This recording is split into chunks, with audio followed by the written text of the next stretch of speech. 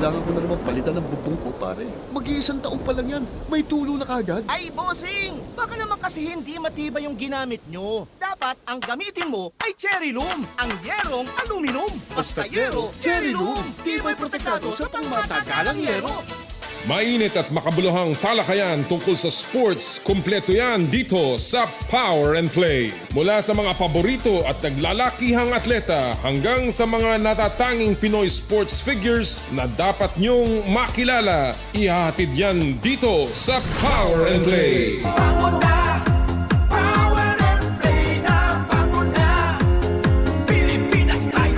Sa kapwa ko Pilipino, ipagmalaki ang galing na meron tayo. Ilantad ang likas nating talento at magdala ng saya sa mundo. Sa harap ng pagsubok ay di susuko. Para sa pangarap tayo'y porsigido. Magpakitang gilas na pagpapatalo. Ipagdiwang natin ng Pilipino. Yan ang Pinoy. Mula noon at hanggang ngayon, talento natin ang bida. Mula sa simpleng bakuran hanggang entablado natin ipakita. May pagsubok man ng Pinoy, pinalalakas ng saya. San man tayo sa ulo, Sumbe, Sibay, Lakay, Amiga. Sama-sama pakita ang galing natin katropa. Sa kapwa ko Pilipino.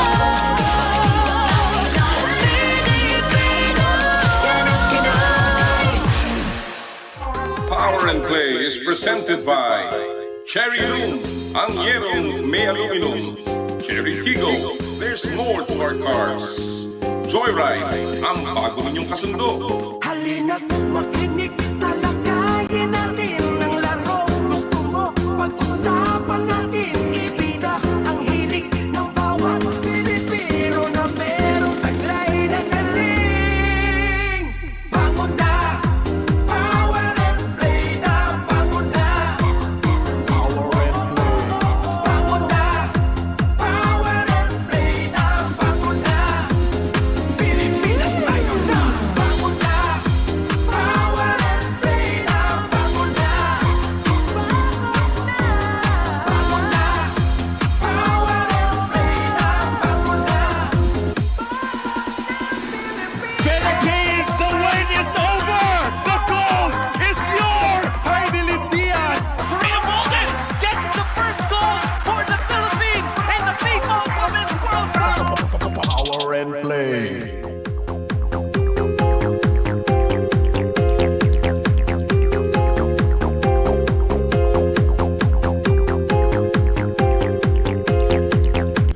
Patapos na po Power and ang Play with Com, Agosto, Noli, papasok Eala. na ang Setyembre at sa mundo ng palakasan, samot-saring usapan dito po sa inyong paboritong kasama tuwing Sabado. Uy, bango na! Power and Play na! Magandang umaga po sa inyo lahat mga kapatid. Mula po sa aming TV5 Media Center sa 1PH Studios, ito po si Noli, Eala para bumati po sa inyo ng isang magandang umaga at ang pagbabalik po ng Power and Play na inyong paboritong kasalo tuwing almusal ng Sabado ng umaga. Kamusta po kayong lahat ng mga nakikinig sa atin sa Radyo 5, 92.3 True FM. Yung po mga nasa kalsada ngayon at bumabiyahe, yung po mga papasok sa kanilang mga tanggapan. And of course, yung mga nakikinig sa atin na mga uri ng mga manggagawa, lalong-lalo na yung mga security guard.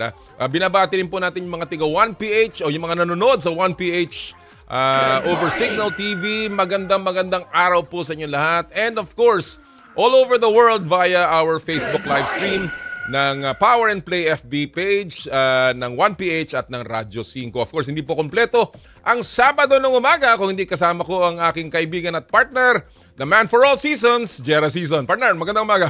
Good morning, partner Noli. No? Siguro naman tayo medyo nakakahinga ngayon dahil kahapon grabe ang ulan. Grabe. Oo. Na-traffic ka ba? Medyo. Oh, grabe kahapon. Galing Antipolo. Grabe. Oo. Grabe. Patapos na partner. Kita mo naman. Tapos na ang bilis noon ng Agosto. Oo. Setyembre na. Yes. Aba, Tapos na yung tinatawag na ghost month. Yan ang gusto kong maintindihan. Kasi ako, nung isang araw, may mga kausap po tayong mga kaibigan nating, and of course, mga kapatid nating mga Filipino-Chinese. Yeah. And obviously, pinag-uusapan namin yung Ghost Month. Sa kanila kasi yan nagsimula, no? Yes, na yes, parang yes. nire-respeto nila yung Ghost Month. Pero sabi nila, yun daw, sa tinatawag din ng Chinese calendar, July. Sa kanila, ngayon July. Yeah. Pero sa atin, Agosto. Ano ba yung Ghost Month na yan? Sinasabi niya doon sa mga ating mga nakikinig, partner. Well, actually, narinig ko na rin yan. Pero ito, parang tradition, it's a folklore among yung mga nagpa-practice ng religion ng Taoism at saka Buddhism. Okay. Kaso nga lang, alam naman natin kung saan nagsimula ang Taoism at saka Buddhism. It is in Asia, no? Na bumaba na rin sa Southeast Asia. Pero yan, ang sinasabi nila, hindi ko lang mabanggit yung Chinese term, no? Pero parang tuwing itong panahon, dito nagbubukas ang gates of hell. Oh my God. Yes, kumbaga impyerno. Hindi, actually not sa hell. impyernong pinapaniwalaan nila. Hindi, kumbaga parang sinabi lang gates of hell wherein yung mga masasamang spirito lumalabas at nagro-roam sa Middle Earth. Na pwede magbigay ng bad luck. Kaya pagkatapos ng buwan na yan, babalik na naman sila doon at magsasarado na naman. Kaya sila, yung mga ibang naniniwala dyan, bawal gumastos. Yes. Bawal mag-invest. Bawal magpatayo ng mga construction na sa panahon na yon. Sa panahon na yon dahil baka malasin. Kaya pala yung isang araw, may katabi ako Minalas ako, papat na lang ako, na double bogey pa pero hindi totoo yan, partner. Hindi totoo yan, partner. Bakit? Dahil naglaro ako nga pala, no? Sa ating kaibigan, si Arnold Clavio, na ginawa yung Egan Cup kahapon, at it was very successful, mas lalo na dahil nanalo ako sa nearest to the pin. Yun! Gabuhok na lang. Hole in one na. Hole in one na. Kaya wala yung masamang espiritu kagabi doon, kahapon doon. Siguro maagang bumalik.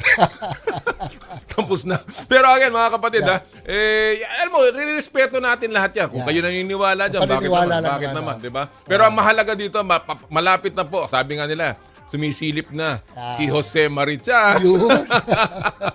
Dahil bear na po. And of course, maghanda-handa na tayo. Yan ang siguro swerte. At kung sa iba naman mga ninong, nagtatago na. Sila naman yung bababa. Bumababa. At dahil dumadami na yung mga humahanap sa kanila sa lansangan. Maghanda na kayo dahil malapit na po ang Kapaskuhan. Ano ba ang hinahanda nating mga regalo dyan o aginaldo? Alam niyo pa mahalaga yan. Lagi ko sinasabi yan Ang mahalaga ay sa pagsasama-sama ng pamilya at ng mga mahal niyo sa buhay. Hindi po mahalaga yung kung ano binibigay.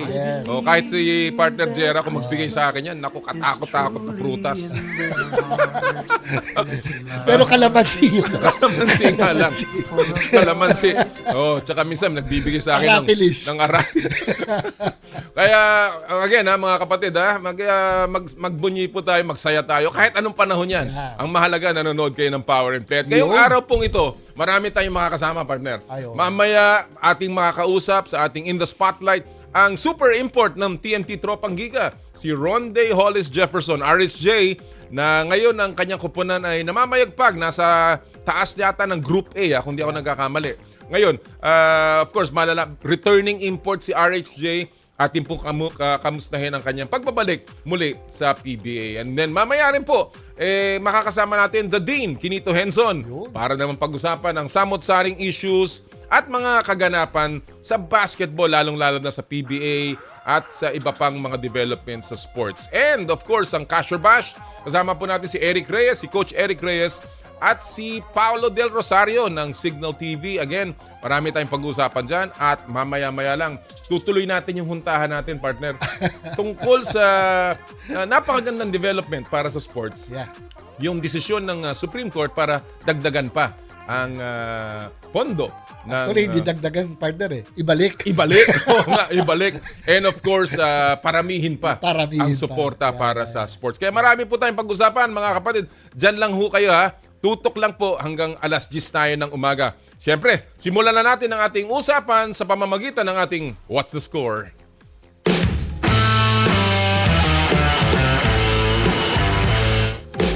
Dito po sa What's the Score, pag-usapan natin ang pinakamainit at pinakamalaking issue at topic sa sports ngayong linggo. And of course, ang ating tututukan ngayon, ang pinag-uusapan naming, tagumpay ng sports sa pagdating po sa mundo ng legal dahil po nabigyan na sa wakas ng katarungan ang mga atleta and of course ang sports industry in general.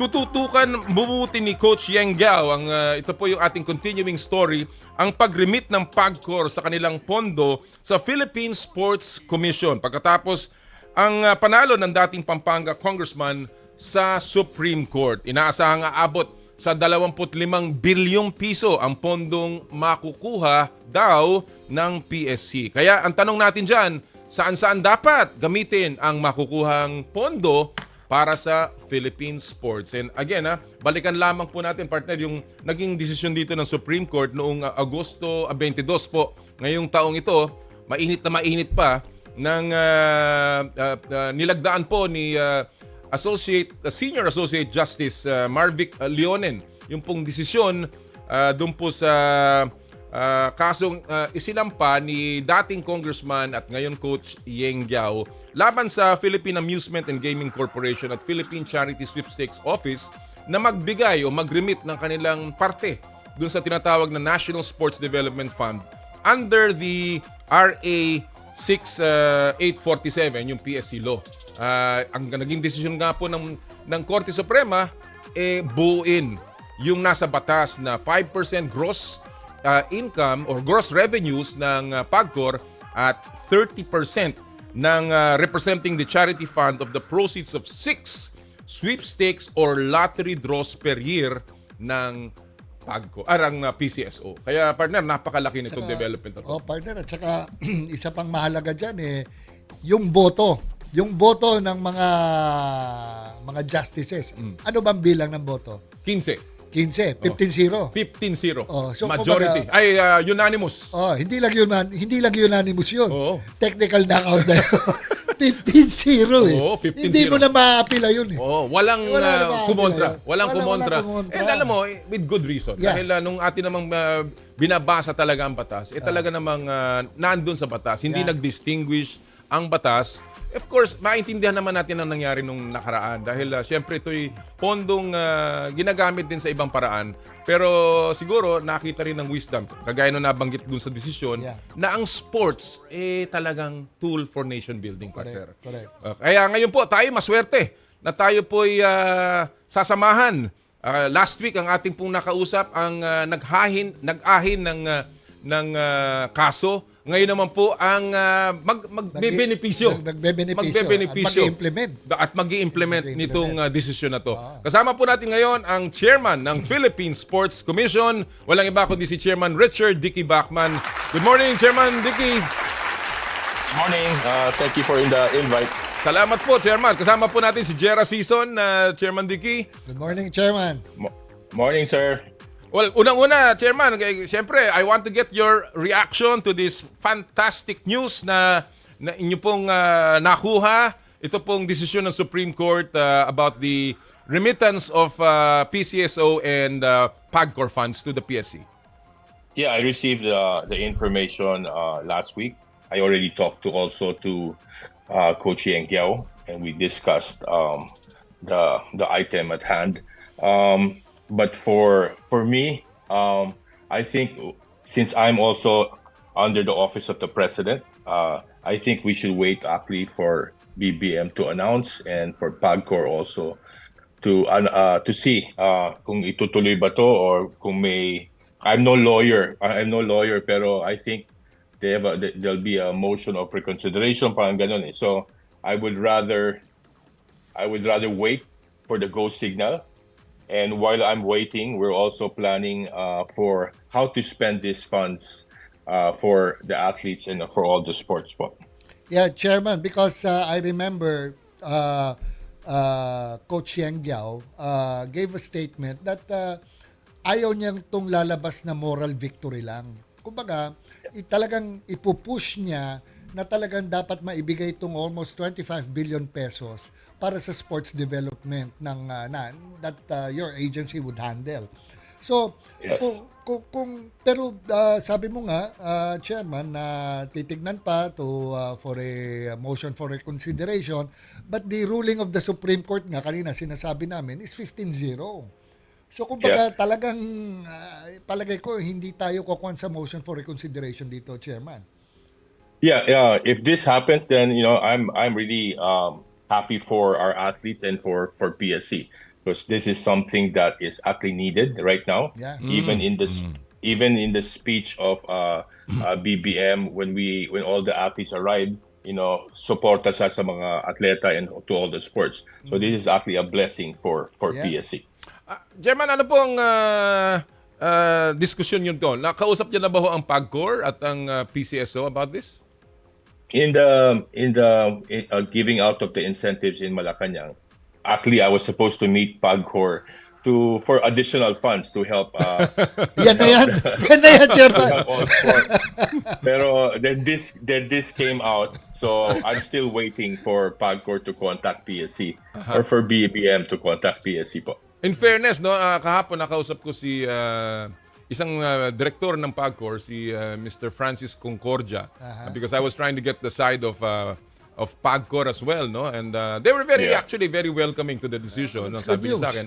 And hopefully they will come up now with a statement as well. So, Chairman, what is the impact of this completion of the funds na dapat ay talaga namang buo, yung 5% at 30% to the National Sports Development Fund, Chairman? Yeah, right now we're only getting less than 2.5%. And I'm sure you know that back in 2019, we only had 36 sports. And if you look at the sports today, we have 80. So, kumbaga, nagdoble na. And we have been receiving the same funds since 2019. So, again, this will greatly help all the sports in PSC funding them. Number two also is the facilities of PSC. It's medyo, I'm sure you've experienced it. It's run down and it needs rehabilitation.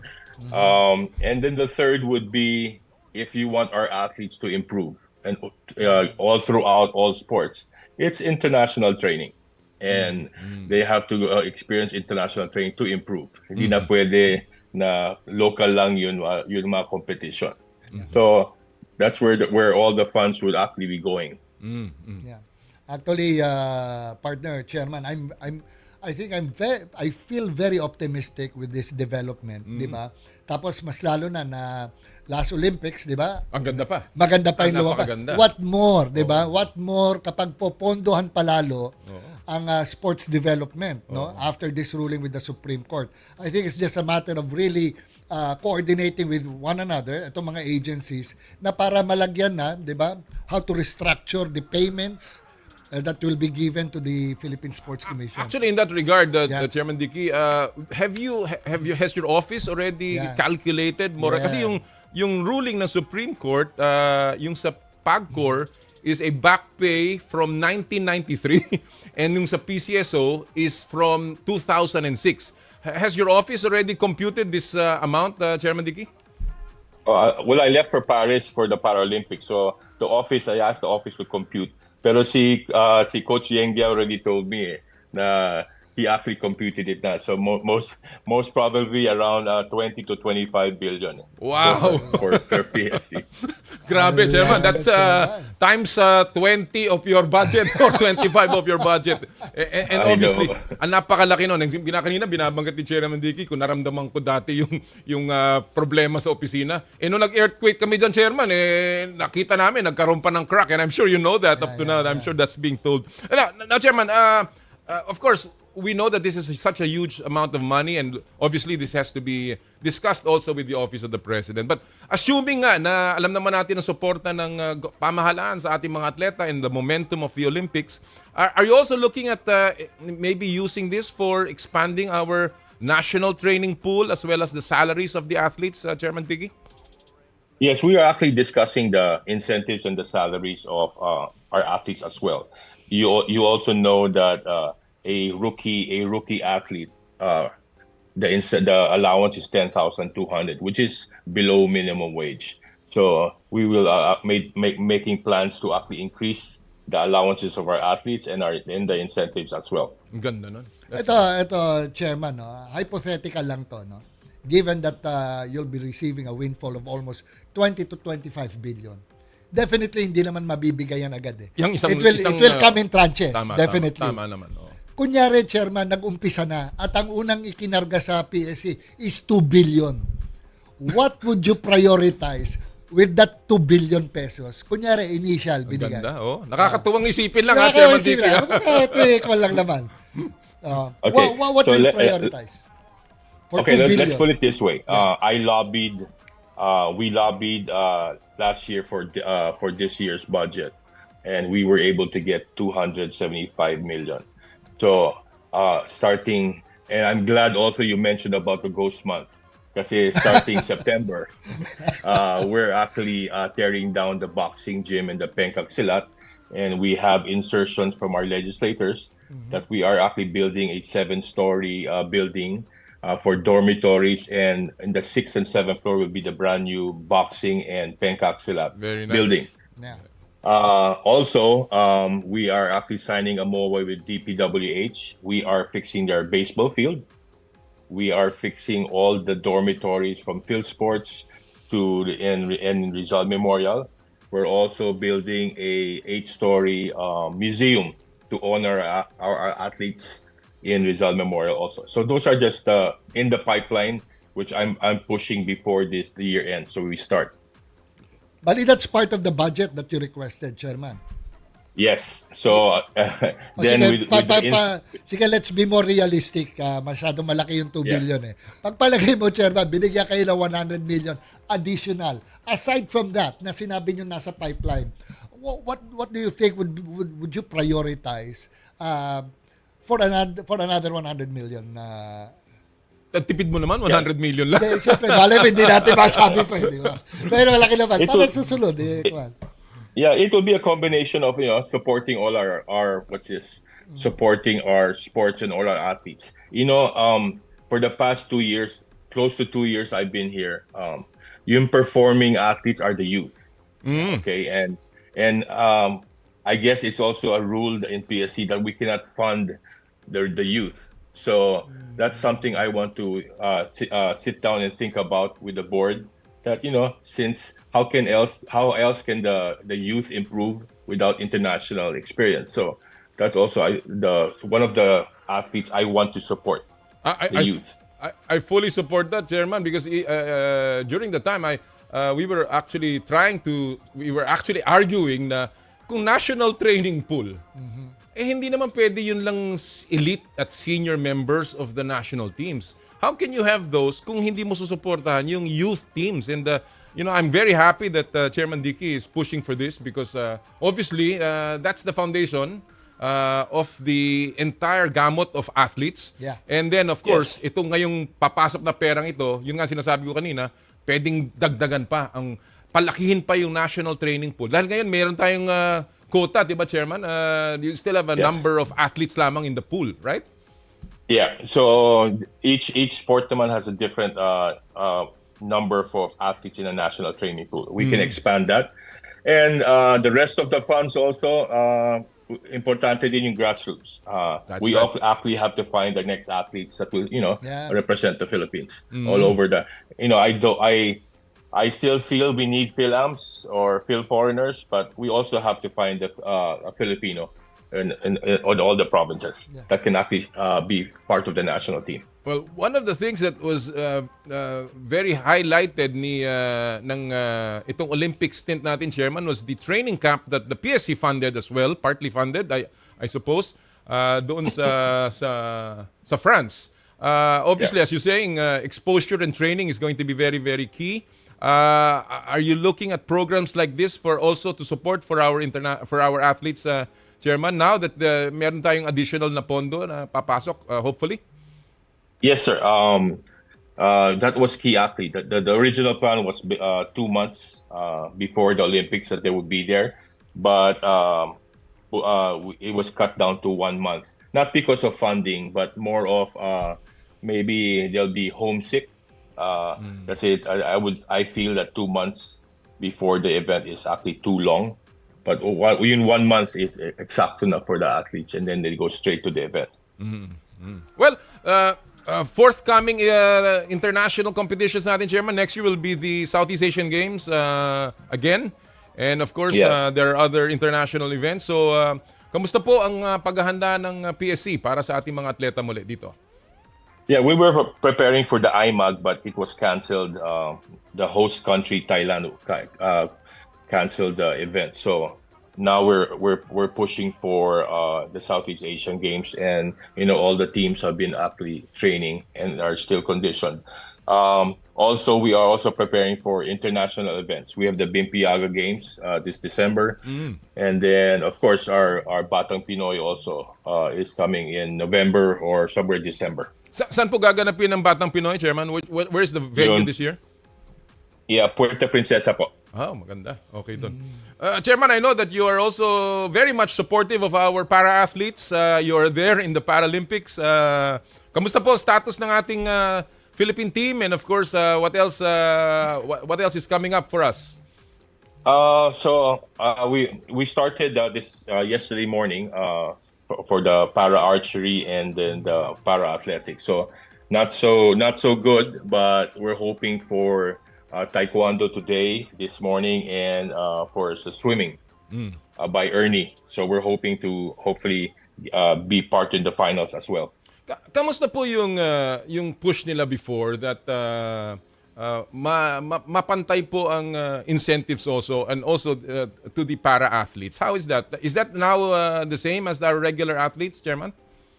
Not yet. Before I left for the Paralympics, I was in the Congress discussing it with Congressman Mike D of the Youth and Sports and Senator Bongo.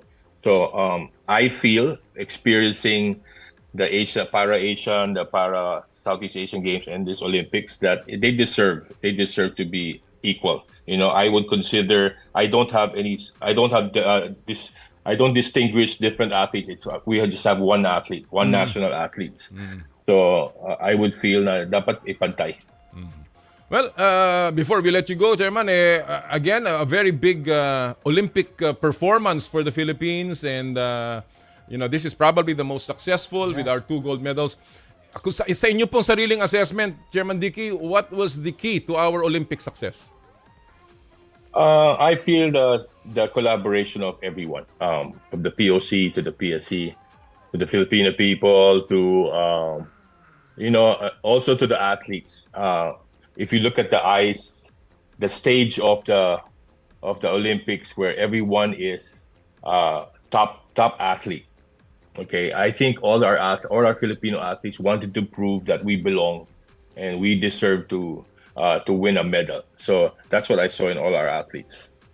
Be it golf, be it gymnastics, they actually were trying to prove that they belong.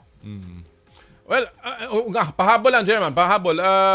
Kamusta po yung ating National Sports Training Center? Now that you have this much funds coming in, I know that you were budgeting, well, the PSC was budgeting before about 4-5 billion for the National Sports Training Center. With this funding from the decision, matutupad na ba ang pangarap ng PSC?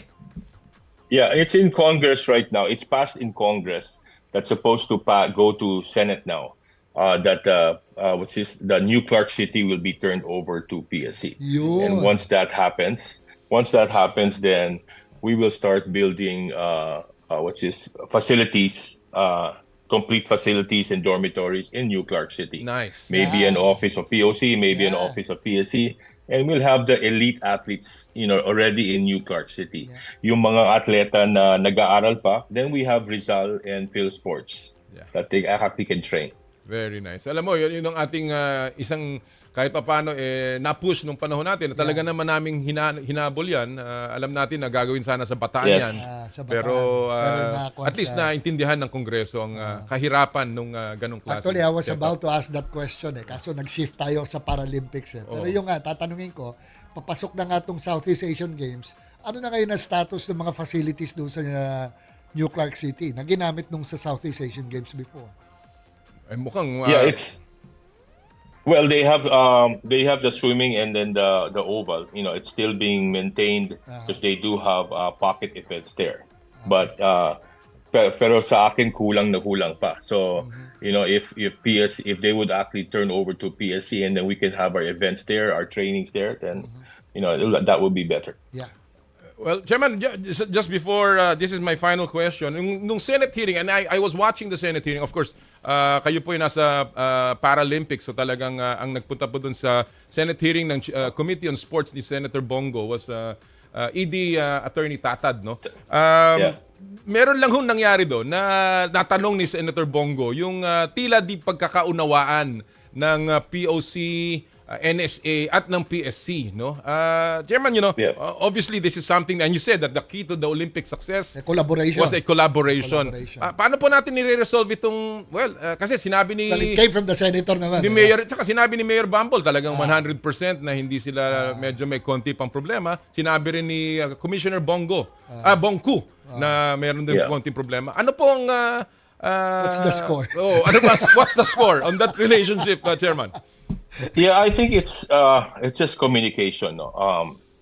There was a question na bakit apat lang na PSC ang pumunta, commissioners pa.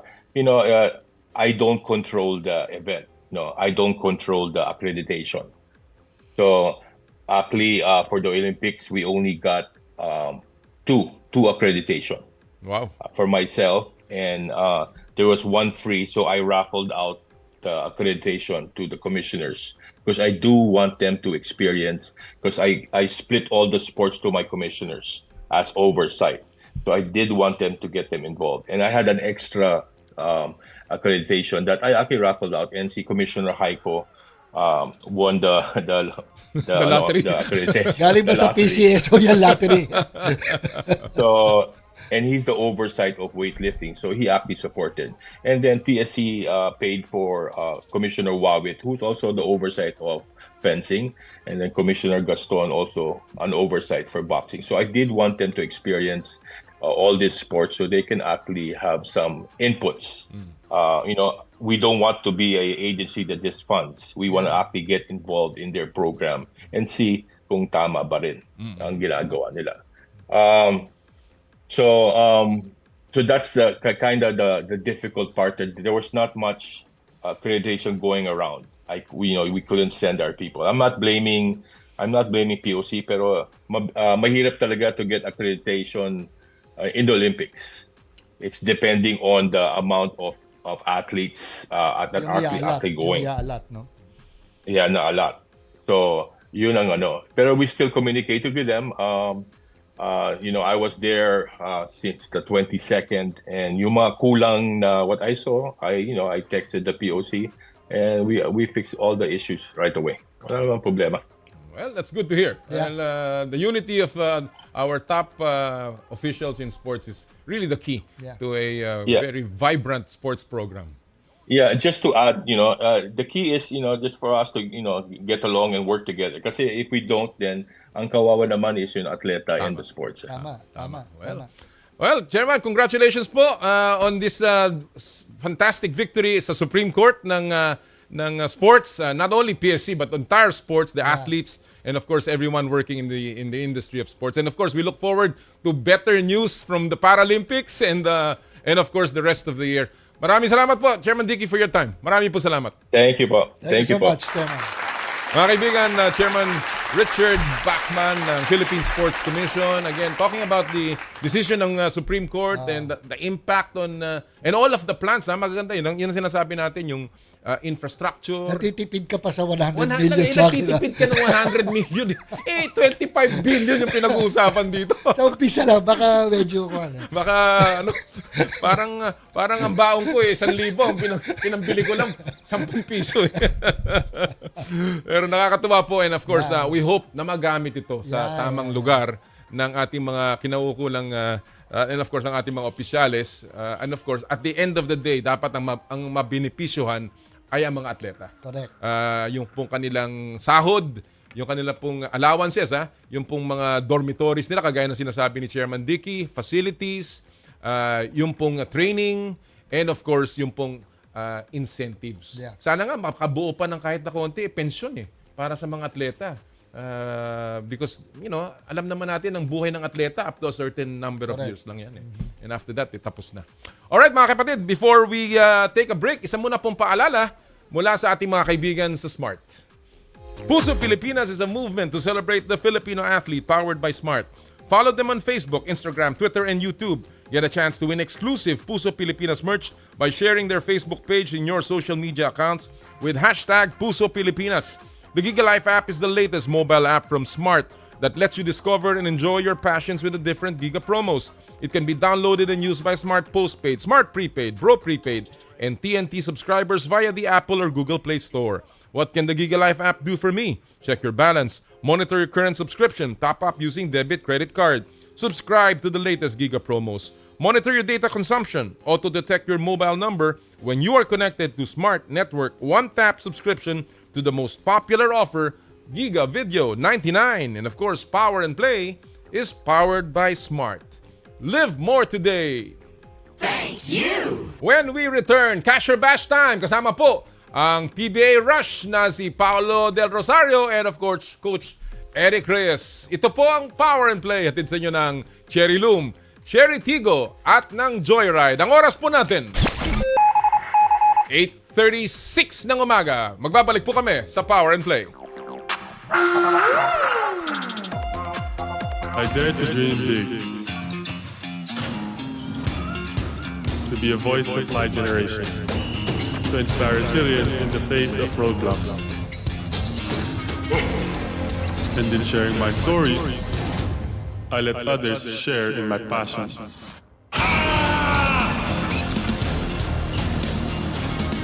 Follow Kai's stories on Twitter and share yours. With Smart Double Giga Stories. Share 2 times the passion with 2 gigabytes for Twitter and more. Guaranteed every day, plus data for all sites. Simple, smart ako.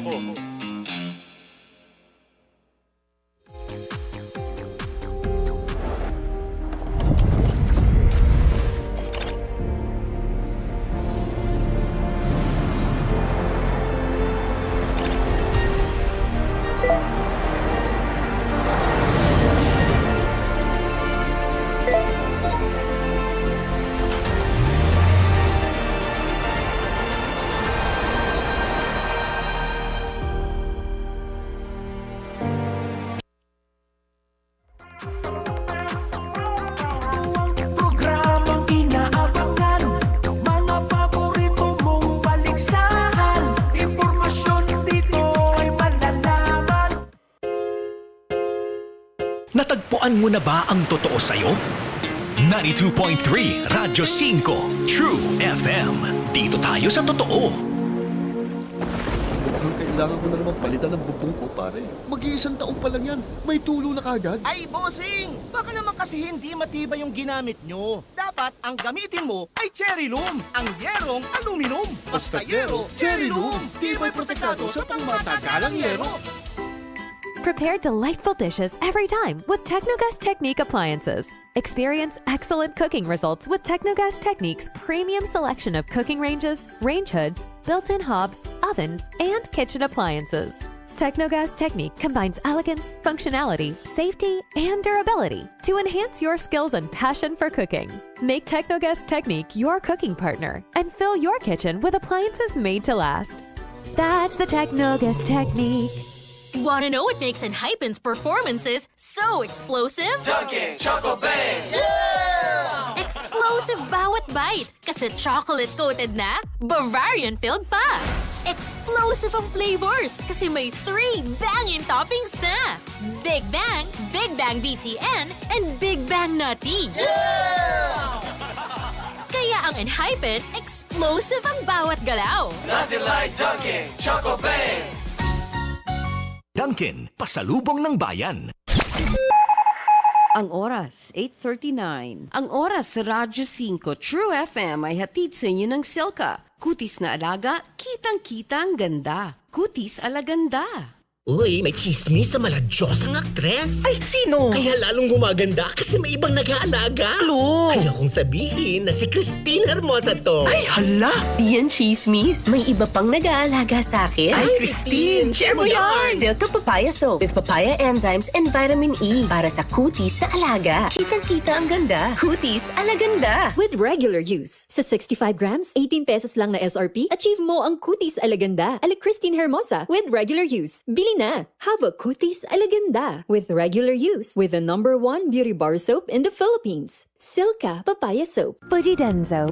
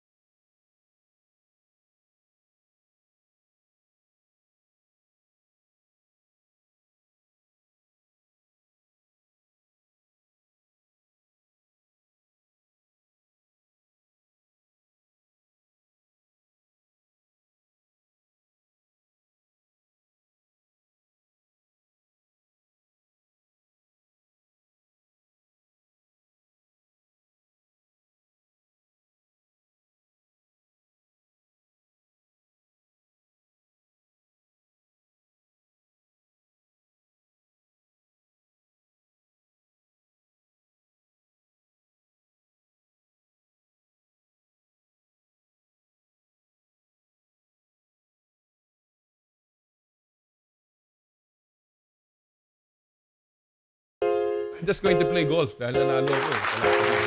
Yun pa. So, babalik po ang Power and Play mga kapatid. Nga pala, kinakamusta natin lahat ng ating mga suki po sa San Pablo City at sa Los Baños, Laguna. Kamusta po kayong lahat? Yung Barya family, sila Erning at si Linda. Kamusta po kayong lahat na mga nanood sa atin? Of course, sa San Pablo Colleges. Lahat po ng mga kasama natin dyan, lalo-lalo na sila June Reyes, ang basketball team, and of course, yung ating coach, si Coach Francis Natividad. Partner, mga babatiin mo. Ang aking mga kababayan sa Pangasinan, mas lalo na sa bayan ko, sa Lingayen. Masantos siya kabuwasan din si kayo namin. Hopefully, makabisita ako dyan sa ating bayan one of these days. Pwede ba kami sumama dyan? Oo naman, magandang dagat doon. Alam mo, nung isang araw, kumain kami ng napakalaking bangus. Dito sa bandang Nubali. Sabi ko, ito mga ganitong bangus, nanggagaling lang ito sa sa Dagupan. Sa Dagupan, Bunuan. Pero yung sinasabi lang Bunuan, pero the towns covering Dagupan, Binmalay, Lingayen, and parts dito sa Mequon, lahat yan, bangus. Parehong bangus yan because of the brackish water that we have. Kaya lumalaki ng ganun? At saka yung lasa. Masarap nga. Kaya masarap ang lasa. Pag gano'ng kalaki yun, partner? Yung bangus? Siguro mga ganito kalaki. Ang laki. Yung sa amin kasi, mga ganyan lang eh. Ganon? Bakit? Mata pa lang yan. Akala ko yung nilalagay lang sa bote. Lapit ka daw sa mic, sabi ni akala ko yung nilalagay sa bote. Pero again binabati po natin lahat ng mga nagbabangus diyan. By the way, hindi pa po tapos nga pala ang pamimigay natin dito sa Joyride ng ating pong top-up promo mula po sa Joyride Super App. Again, napakadali po ang sumali. Download the latest version of the Joyride Super App. Kuhanan ng screenshot ang app's home screen. Sama nyo po yung buong pangalan. At ipadala po yung screenshot sa PNP FB page via PM. Kita mo naman, para tayong millennial kung magsalita. Isama nyo po yung buong pangalan at registered mobile number. At kami po ipipili ng 5 mananalo ng 1,000 pesos JR Pay wallet credits para po sa Joyride Delivery, MC Taxi, Joyride Taxi Cab, Joyride Car at Joyride Super Taxi. And of course, in addition, nagmimigay po ang Joyride ng limited edition Aqua Flask. Mga kapatid, Joyride Limited Edition Aqua Flask. Again, napakadali para gumamit po ng Aqua Flask para ngayong yung mga mahilig bumiyahe. And mamaya ipapakita naman natin ang ating mechanics dyan sa Aqua Flask. But anyway, ngayon po mga kapatid, syempre, at this point, ito na yung paborito nating huntahan. Yung medyo lighter version of the news na mga pinag-uusapan sa mundo ng palakasan dito po sa Cash or Bash.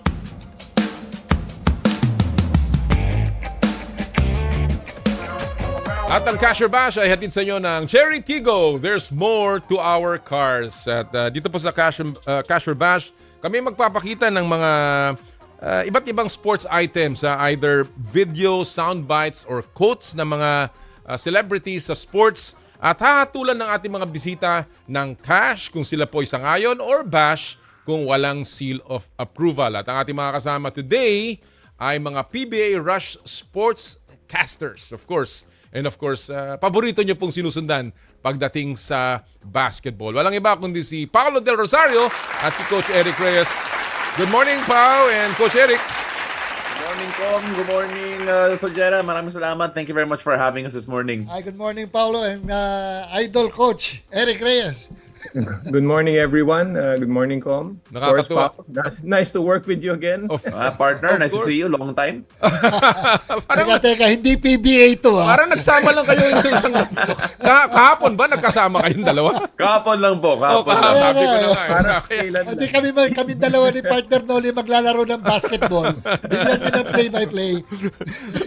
Well, alam mo, talking about the games of the PBA, well, let me begin with this, Coach Eric. Si Arvin Tolentino shot 51 points in a one of the best performances of a local sa PBA. Your thoughts about Arvin? Ito ba si Arvin is the real deal and shouldn't he be part of the Gilas squad, Coach Eric? Actually, Com, matagal na yan eh. You know, he's been a superstar in my book. Magaling talaga. I was really impressed with his record of 51 points. Nandun kami nung game na yan eh. So, para sa akin, he deserves all the recognition, the credit for all his hard work and sacrifice. Siyempre, kaya naman siya gagaling ng ganyan kasi he's been really working on his game. Oh. He's been with the national team already. Oh, he used to be part of Gilas di ba? Ano yan eh, he can shoot, he's got the right height, di ba? So, para sa akin talaga, pwede siya i-consider. But then, syempre, depende yan sa magiging ingredients or yung recipe mo for success for the national team. Depende rin talaga yan. Kasi there are only 12 players that you can put in there. Talagang may mga iba na late bloomers eh. Yeah. I remember him in college. Of course, he played for Ateneo, he played for FEU. And, at that time, we knew that he was a talent, pero hindi pa masyado nagpapakita. Just like Wami Chongson, no? Na isa pang talagang lumabas ang galing nung pumasok sa PBA. Sa PBA. Well, Pao, of course, the other thing na pinag-uusapan ngayon ng madlang people ay ang slow start ng Ginebra. Again, they lost last night to Blackwater. What's going on, Pao? What do you think itong sa Barangay Ginebra? Well, Com, no bias naman just because I know some people in Barangay Ginebra, in particular a certain Coach Richard Del Rosario. Hindi namin alam yun, ha? Pero, Com, Jera, you take a look at the Barangay Ginebra at yung track record ni Coach Tim Cone, he doesn't necessarily always start strong sa mga start ng seasons. There's always a period of adjustment from time to time for Coach Tim Cone. To be quite honest, Com, it's more of when they finally hit their gear because Coach Tim Cone does have a bit of a history of really showing off what they can do later on in the season. At this point, Coach, not too worried for Barangay Ginebra kasi mas importante manalo sa huli kaysa sa simula. Yeah, but with the new format, Paolo, dapat talaga kada panalo is very important, right? Diba 4 lang ang papasok, guys? Tama ba yun? Eric? Opo, 4 lang papasok sa bagong format natin ngayon. So, nasa 2 groups sila, naka-double round robin. Yes, mas importante naman manalo na mas maaga because you can secure yourself earlier. But at the same time rin, we've seen it even last conference. Like, take a look at Meralco. You can go on a big run after a slow start. So, Barangay Ginebra needs to get that going. They have the talent, they have the coaching. So, yung tanong lang ngayon, how quickly can they adapt with all the new pieces under Coach Tim Cone's system? Nandiyan si Stephen Holt, nandiyan si Isaac Go, and all the other pieces that they have here. So may adjustment period pa rin sila. And of course, nawala yung ibang veterano dyan.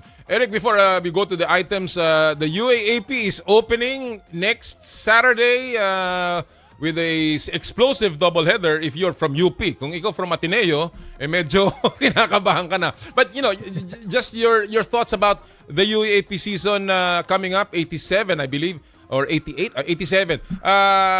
Sino sa tingin mo talagang magko-contend dito sa season na ito? LaSalle looks good. Maganda yung kanilang build-up. Of course, UP will always be there with the rosters and the kind of players, materials that they have in the team. So LaSalle UP would definitely be a contender. But of course, I will never give up on my alma mater. Hindi nga. Bilog ang bola ko, bilog ang bola. Bilog ang bola. Sabihin lang lahat, Wala tayong You can give magagawa. up, Coach Eric. Okay lang yan. Okay lang yan. You can give up. Opinion nila yan eh. But syempre, bilugang bola, as you say, who would have thought, di ba? Blackwater, di ba? Everyone would expect Ginebra to just run over Blackwater. Right. But, you never say what can happen. May bagong hari kasi dun sa Blackwater eh. Gordon King. May mga paganong-ganon pa. Alam mo, LeBron James, ano? Pero alam mo, tama si Pau, they're really a slow starter ang Ginebra. Yeah. Kasi alam mo to si Tim Cone, and I negotiated Tim Cone's first contract with San Miguel. So I know. Alam mo tong coach na to, baliwala sa kanya yung game. Kasi sa kanya, in fact, karamihan, if not everyone, may game bonus. Si Tim Cone, walang game bonus yan. Hindi siya kumukuha ng mga bonuses. Ayaw niya ng ganon. Sa kanya, championship lang. Gusto niya end game. Oh, yun lang ang kanya. Yun ang premium niya. He always believes it's just winning championships. To get a bonus for a game, it doesn't matter if you're not gonna get a championship. Yun ang kanyang positioning. And that's why, I really believe that aarangkada pa rin tong naman, Ginebra yan. Ginebra. Diba? Never say die. Never say die. Alright, let's go to our items this morning. Again, alam nyo na ang drill. Bato-bato sa langit, tamaan, wag magagalit. And of course, walang tama, walang mali. It's your opinion and not ours or theirs. Kaya, again, kung kayo sangayon, cash. Kung hindi kayo sangayon, bash. Let's go to our first item of the morning, gentlemen. Sinampal ng 20,000 fine. Naku po, sakit nito. Si Converge Assistant Coach Danny I. Matapos tawaging farm team ang Northport sa isang Facebook comment. Again, in reaction to the netizens na, of course, medyo nagkaroon ng sagutan tungkol sa kanyang anak na si Dave. Alright. Cash or bash? Hindi makatarungan ng parusa kay Lakay Danny I. I'll begin with you, Pau. Go. I think I'm going to say bash dito only because from yung position ni Willie Marshall and the rest of the PBA, I think that they had to do something about it only because naging public siya, naging medyo big deal siya. Kaya there had to be something done one way or the other. Pero at the end of the day, ako po as a fan, hearing yung mga pinagsasabi ng mga ibang coaches about another team, it adds more drama to the game itself. Nakita nga natin, I actually honestly believe na si Arven Tolentino nag 51 points against Converge because of these comments made na inamin naman ni Coach Bonitan that it lit a fire under the team. Kaya para lang sa drama, it's more fun as a fan to see that, pero syempre naman from the point of view of the PBA, I think they had to do something, they had to say something. Is 20,000 too big? I think subjective po yun depending on who you talk to. But then personally, I bash the idea na hindi naman makatarungan yung parusa kay Lakay Dani. But I think something had to be done, and I think that is all that could be said about that. 20,000 is 20,000, and again, that's something always happens pag merong reaction, meron din siyempreng consequence. Diba? Coach Eric, your take, hindi makatarungan ng parusa kay Lakay Danny I, cash or bash? Go.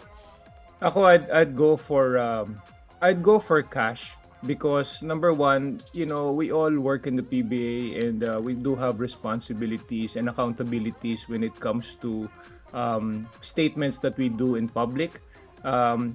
Yung nga lang, medyo nagsisplit ako to bash din because I don't really want to look at it parati as a farm team si ganito, farm team si ganyan. Kasi in the end, when I cover a game, kami ni Pau, we just want to see a good basketball game regardless of whether there's any sister team or not. Because even during my time, yung San Miguel Ginebra, na matagal na yan talagang sister team, talagang nagbabakbaka naman ever since during my time, diba? So all these things just came about because, syempre, things change. Brands innovate. I would look at it that way.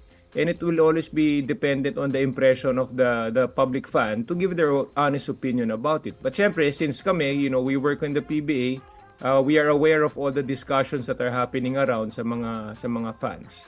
Syempre, mas maganda na I don't really want to look at it as pag ang magkalaban ng Ginebra at San Miguel, hindi ko iniisip na sister team, iniisip ko basketball yan, di ba? We all wanna win. We all train and work hard each and every day to win games and not anymore to think na, kapatid ko yan. Kasi miski in reality naman, kahit kapatid ko kalaro one-on-one, even growing up, gusto ko talunin yung kapatid ko, di ba? Magkapatid kami after. Pero pag sa basketball game, pag nirolyo mo na yung bola, you have to bring out the beast in you. Kailangan laro tayo. Yan pinatotohanan ni Coach Eric. Ang maraming katanungan tungkol sa sister teams. But partner, ikaw, anong take mo dyan?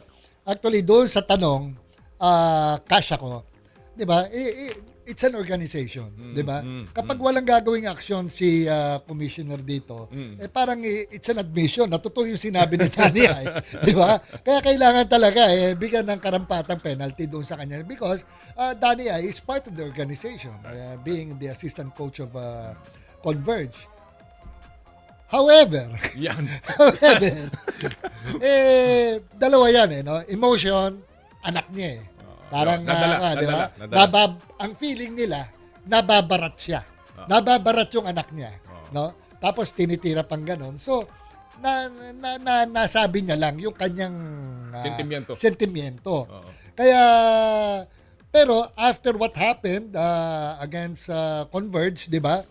Parang may tinatawag dyan kung siseryosohin, kakayanin. Kaya pala Kaya tawag dyan sa akin, yung personal ko, kabash. Alam mo, the words, the very often used words, inimical to the interest of the league. Pamula pa ng kay Coach Leo Prieto, dumaan na po sa lahat ng commissioner yan. Talagang yan po ang ginagamit na mga salita. Kapag merong nagagawa o nasasabi tungkol sa PBA na hindi karapat-dapat. And ako ay cash ako na dapat talagang bigyan ng parusa. Dahil may nasabi. And you are part of the PBA, so kailangan medyo. Pero kung ako kay Willie, I totally support that yung kanyang pagkakagawa ng disiplina. On the other hand, I think kung malinaw at sinasabi na nga nila Coach Eric na wala namang issue tungkol sa laban ng mga sister teams. Ang problema yung trading ng mga sister teams. Hindi ho yung laban. Sa floor talagang magbabakbakan yan. And I was a witness to that dahil I handled all of the San Miguel teams. Wala ho kami talagang sinasabi dyan. Ang problema, yung trading ngayon na nangyayari. And I think kung yan ay inimical, yung statements ni Danny to the interest of the PBA na farm team, meron din pong inimical to the interest of the PBA yung ginagawa ng mga quote-unquote farm teams na ayaw manalo. So dapat na-penalize din sila. Penalize mo rin yan kung ayaw manalo. Pero tama si partner Kung kaya palang manalo, bakit hindi laging manalo? Di ba? Kailangan pa ba magsalita ng ganon? Kaya, again, tingnan natin kung ano mga mangyayari dyan sa development na yan. Alright, let's go to our second item of the morning. Naku, ito'y konektado pa rin. May bali-balitang lumabas na posibleng pasukin din ng Akari Sports ang PBA. Akari, amin pong sponsor yan dito sa Power and Play. Ang Akari Sports, hindi ang ibig sabihin may alam kami dyan. Kasabay ng kanilang tagumpay sa volleyball at collegiate scene. Cash o bash, dapat nang pamapalitan ng ilan sa mga, again, farm teams sa PBA ng isang independent team na katulad ng Akari. I'll begin with you, Coach Eric. Go! Ako, again, I would have to split my call on this kasi number one, para sa akin gusto ko magkaroon ng added teams. There's a lot of players around or floating around na ang gagaling pa, bata pa. Diba? So I think they deserve to still play in the PBA, and I do hope that there would be another team like Akari to be allowed to play in the PBA. And of course, all these players that are just like floating around because they're just waiting for that opportunity or for a call in the PBA. Sana makuha sila ulit. Malay mo, baka makapag-comeback pa ako at 55. Hindi mo ka 55. Kailangan nila ng defensive player ko or kahit man lang playing coach. Playing coach. Alas si Matalo ko man lang yung record ng idol ko si Coach Harry Jaworski na naglalaro pa at 50. Pero biro lang. Hindi halatang 55. Hindi halatang 55. Mga 54 lang ko, mga 54 lang.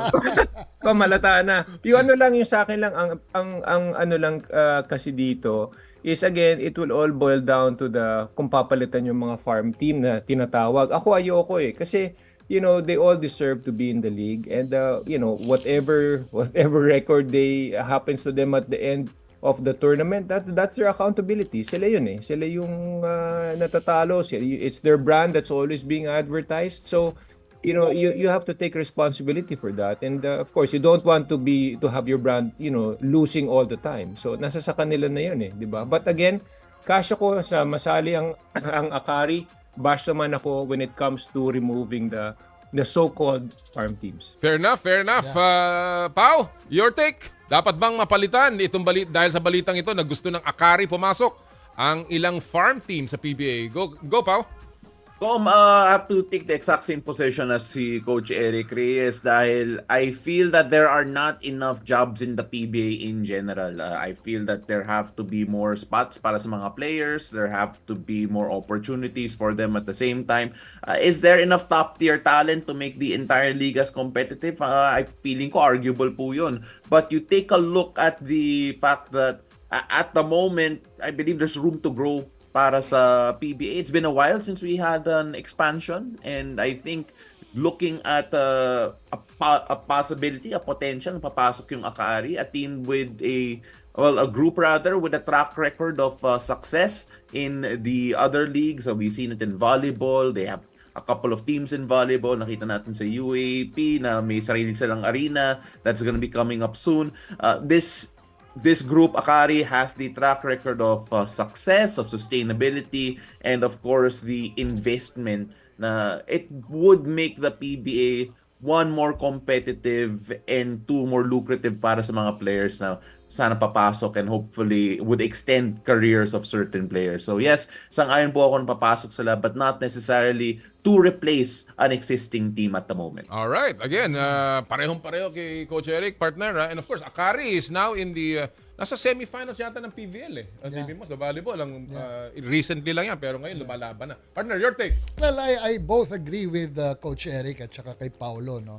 Dahil it would be best for the PBA na magdagdag pa expansion team, di ba? Tsaka pangit naman pakinggan Terra Firma Farm Team. Pangit di ba? Or Northport Farm Team. The moniker itself dapat tanggalin nila yung image na yan, di ba? So they have to be competitive in order to erase that term farm team sila. Kaya nga kung kakayanin, kung siseryosohin, kakayanin. So pwede magdagdag and these farm teams to be more competitive. Wag sila tanggalin, ipakita nila dahil aalis sila sa PBA. Yung farm team. So they have to destroy that image na farm team sila. And they still have time to do that. So hindi sila farm team?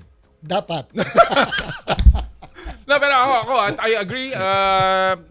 Well, number one, yung item na yan, mga kapatid, it came out of Bilyonaryo. Yeah. Hindi po dahil gustong i-etchepuera yung mga teams, na ibang teams sa PBA. Ang idea dun sa item na yon is bibilhin. Dahil meron daw mga gusto nang magbenta ng kanilang prangkisa. Of course, this is not confirmed. We're not reporting this. Yeah. Pero yun ang idea doon. And again, I am cash kung ang issue, ang statement ay pwede ba natin papasukin ng Akari? Why not? Because they are certainly a very competent group. They have proven that sa kanilang volleyball teams and of course yung support nila sa college and of course their support for sports. So I'm all for that, as mentioned by Coach Eric and Paolo, na kailangan ng hanap buhay sa PBA.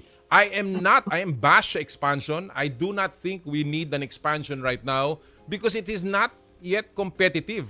Wala ngang balance itong ligang ito, and I really think that expansion only comes when the league has become very, very competitive. And right now, I do not believe in that. I think that there should be less teams na magkakasama o magkakainteresado, no, to make it more interesting. But again, I am not for a takeover dahil i-chipwera ang isang team. That's against the PBA rules. But I am certainly for a new team coming in na seryoso na team owner na gustong manalo sa PBA. Pangit din pakinggan, Akari Farm Team. Hindi maganda. Akari Lightning. Yun. Alright, let's go to our third and Final item of the morning sa Cash or Bash. Naku, pumirma ng 62.6 million extension si Steph Curry sa Golden State Warriors para sa 2026-2027 season. Cash or Bash? Kung makikita niyo yung meme na yan, no? Yung poster na yan, sipin mo mas mataas pa yung sweldo niya doon sa entire Oakland A's team sa baseball ng Major League Baseball. Cash or Bash, pagsisisihan ng Golden State ang napakalaking kontrata ng tumatanda ng si Steph Curry. Coach Eric, you begin. Go!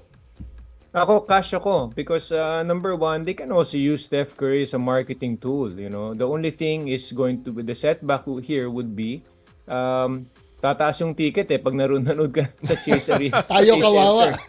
So pag napunta tayo doon for some reason because bumabiyahe tayo at manunood tayo, baka maging triple na yung ticket noon kasi babawiin sa ating lahat yung isesweldo nila kay Steph Curry. But then he's very marketable lalo na ngayon, sa ganda ng nilaro niya sa Olympics. Yeah. I think he's a very marketable thing and fans will always troop to the arena just to see Steph Curry. All right. Yeah. Pao, your take on this particular item. Pagsisisihan ba ng Golden State? Go! $62.6 million in cash yung sagot ko dyan. You take a look at what Steph Curry has done para sa Golden State Warriors. So by the way, I'm saying cash na okay ako na nag-sign siya ng extension, 1-year extension sa Golden State Warriors.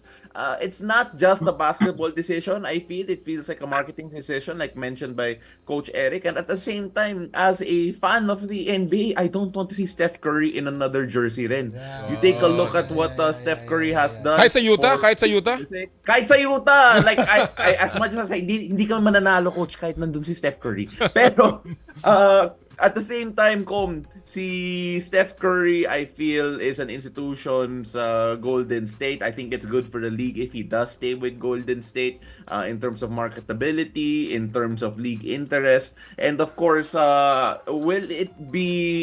think it would be miraculous personally if it turns out that he can make another competitive Golden State team kahit wala na si Klay Thompson and of course, still under Steve Kerr. It's going to be a good story. For me, cash ako, $62.6 million in cash for this 1-year extension for Steph Curry. Wow! Partner? I totally agree with both, kay Coach at saka kay Paolo, di ba? Steve Curry deserves it. And also, yung di ba? Ako, I couldn't imagine Steve Curry wearing another jersey unless ang pangalan doon New Delhi Currys, di ba? Pwede yun.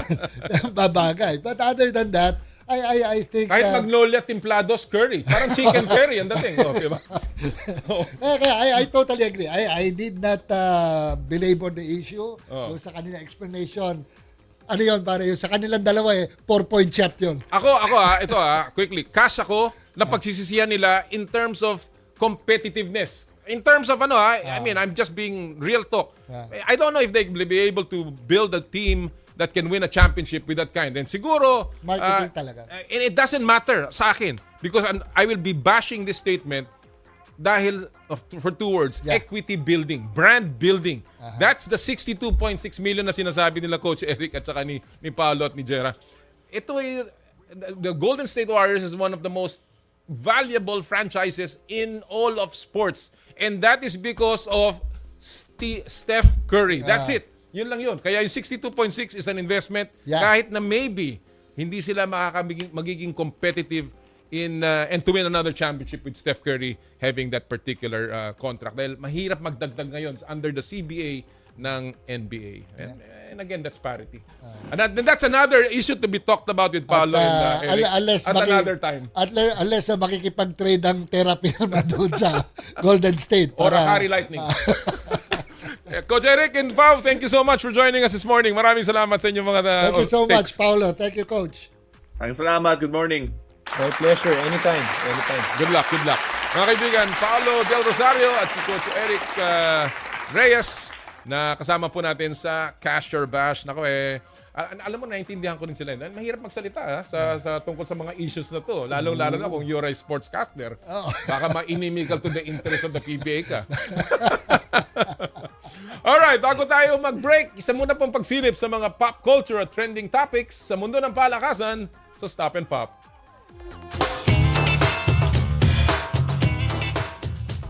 Ang title po ng video natin ngayong umaga, alam na ninyo to, mga may hilig sa PBA, The 4-Point Dagger. Naku, panoorin natin itong video ito. Natunghayan natin ang first ever 4-point winner ng PBA mula kay Scottie Hobson. Naku, talaga naman ha. Kita mo yung tirang yun. Para sa mga nagtatanong at tumataas pa rin ang kilay sa 4-point play, ito na nga yung kakaibang dynamics na kaya niyang dalhin sa liga. 4-4, Scottie Hobson at Stop and Pop. Talagang, yun ang sinasabi mo, partner. Merong excitement na nadadala ang 4-point shot. Yeah. Kahit papano, hindi mawawala yan. Kaya, pag-uusapan pa namin ni Jerry ng mas malalim. Nire-reserve ko, kaya ayoko magkomento. When we come back, mga kapatid, dito sa Power and Play, kasama po natin si The Dean, Quinito Henson, and mamaya po sa In the Spotlight, Rondae Hollis-Jefferson. Ito po ang Power and Play, atid sa inyo ng Cherry Loom, Cherry Tigo at ng Joyride. Ang oras po natin, 9:11 ng umaga.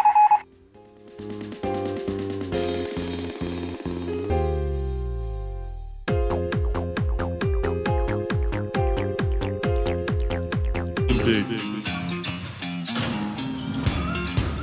To be a voice of my generation. To inspire resilience in the face of roadblocks. And in sharing my stories, I let others share in my passion.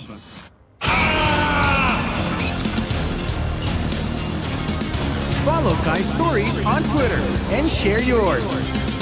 With Smart Double Giga Stories. Share 2 times the passion with 2 gigabytes for Twitter and more. Guaranteed every day. Plus data for all sites. Simple. Smart ako.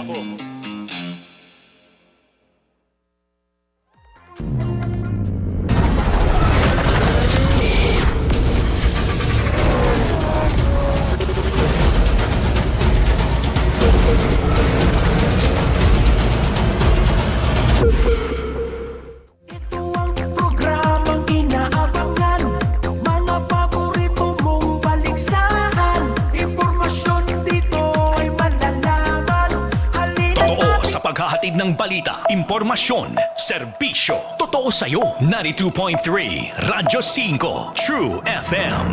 Dito tayo sa totoo. Mukhang kailangan ko na naman palitan ng bubong ko, pare. Mag-iisang taong pa lang yan. May tulo na kagad. Ay, bossing! Baka naman kasi hindi matibay yung ginamit nyo. Dapat ang gamitin mo ay Cherry Loom, ang yerong aluminum. Basta yero, Cherry Loom. Tibay protektado sa pangmatagalang yero. Hi! Christine Hermosa po ito. Ang family soap namin, di mahal. Pero ang nakukuha namin, priceless. Hi, Christine! Looking younger every day, ah. Fresh. Laging blooming. Ang kinis. Grabe, kaya lalong in love sa'yo si Oyo eh. Ganyan pag ang kutis, alaga. Kitang-kita ang ganda. Silka Papaya Soap with regular use. Sa 65 grams, 18 pesos lang na SRP, achieve mo ang kutis alaganda ala Christine Hermosa with regular use. Bili na! Have a kutis alaganda with regular use with the #1 beauty bar soap in the Philippines. Silka Papaya Soap. Wanna know what makes and hypens performance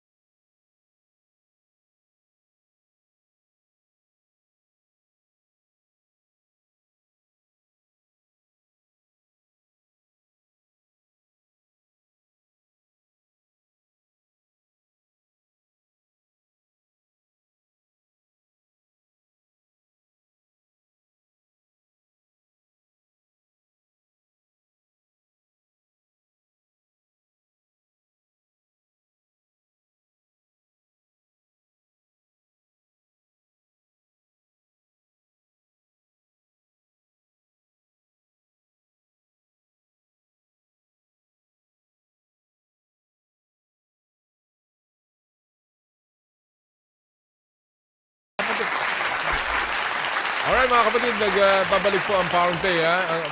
Again, mayong buntag kaninyang tanan, lalo-lalo na po sa mga tiga Cebu at sa Cagayan de Oro. Kamusta po kayong lahat dyan? Sana po yung nasa mabuti kayong panahon at kalagayan. Bago tayo magpatuloy, gusto lang po naming magpasalamat sa lahat ng mga tagapagtaguyod ng Power and Play. Going on our 7th year ang inyong pong paboritong kasama tuwing Sabado. Maraming po salamat sa Cherry Loom, ang yerong may aluminum sa ganitong pabago-bagong panahon mga kapatid. Sobrang init tapos biglang uulan, kailangan natin na matibay at protektadong bubong. Dapat ang bubong ay yerong may aluminum. Kapag may aluminum, tsak na pang matagalan. At isa lang ang alam kong dekalidad na yerong may aluminum, yan ang Cherry Loom. Tibay protektado sa pang matagalang yero. Cherry Loom, ang yerong may aluminum. Thank you! Cherry Tigo 7 Pro Hybrid, easy on the fuel, stylish, and with advanced functionality features. This is the Cherry Tigo 7 Pro Hybrid, equipped with a panoramic sunroof, power tailgate, wireless mobile phone charging, and a 360-degree around view monitor, plus a 48-volt mild hybrid system that lets you drive with ease and optimal fuel consumption. Perfect for work, road trips, or other personal journeys. If you're looking for a classic car that boasts new technologies and fuel efficiency at the right price, look no further. Enter the new era of green mobility the practical way with the Cherry Tigo 7 Pro Hybrid. Visit www.cherryauto.ph for more information or test drive at any Cherry dealership near you. Thank you! Joyride, ang bago niyong kasundo. No more waiting na sa Joyride QR Code Instant Booking. Parahin lang ang Joyride MC Taxi Driver at i-generate ang QR code sa Joyride Super App. Ipascan ito sa driver para match agad. Download the latest version of the Joyride Super App sa Google Play Store at App Store. At sa Joyride Super Taxi Hatid Airport Service, wala nang hassle sa pagpunta sa airport para sa inyong flight. Pre-book a ride to the airport from 2 weeks to 24 hours prior to your departure. Fill out the pre-booking form sa Joyride link or scan the QR code to fill out the pre-booking form. For inquiries, you may call Joyride Super Taxi Hatid Airport Hotline at 0920-948-6550 from 8 a.m. to 5 p.m. Monday to Saturday. Thank you! 717 Deli, seeking or serving quality classic premium sandwiches. Treat yourself to a feel-good meal today. Located at the 3rd floor, 53 Connecticut Street, Green Hills, San Juan. 717 Deli, keep you smiling with every bite. Thank you! Skin, your face and body anti-aging center with branches at Alabang Town Center and Green Hills, San Juan. For your skin assessment and treatment schedule, please call 0917-890-1640 or 0977-809-8886. Thank you! Smart, live more today. Thank you! Rudy Project. Get ready for a game-changing partnership. We proudly welcome Rudy Project, your go-to for premium sports eyewear and gear. Elevate your performance and style with Rudy Project. Thank you! And Akari Lighting. Maraming salamat po sa lahat ng ating mga tagapagtaguyod. Alright, tuloy-tuloy po tayo mga kapatid. Naku, ito, masaya na namang usapan to, partner. Dahil kasama natin ang ating paboritong sports columnist, analyst, and of course, kilala pong the Dean of Philippine Sports. Idol ko yan. And idol natin. Mga kaibigan na aking pong kumpare at kaibigan, at pag-usapan natin ng samot-saring mga topics pagdating sa palakasan. Walang iba kundi the Dean, Quinito Henson. Good morning, Quinito. Good morning, magandang umaga. Good morning, Quinito. Nice to meet you again, Kume and Jera. Kumusta kayong lahat? Alam ko na ikaw ay madalas swerte tayo kasi alam mo to si Quinito, madalas ito sa sa Punta Fuego Wow.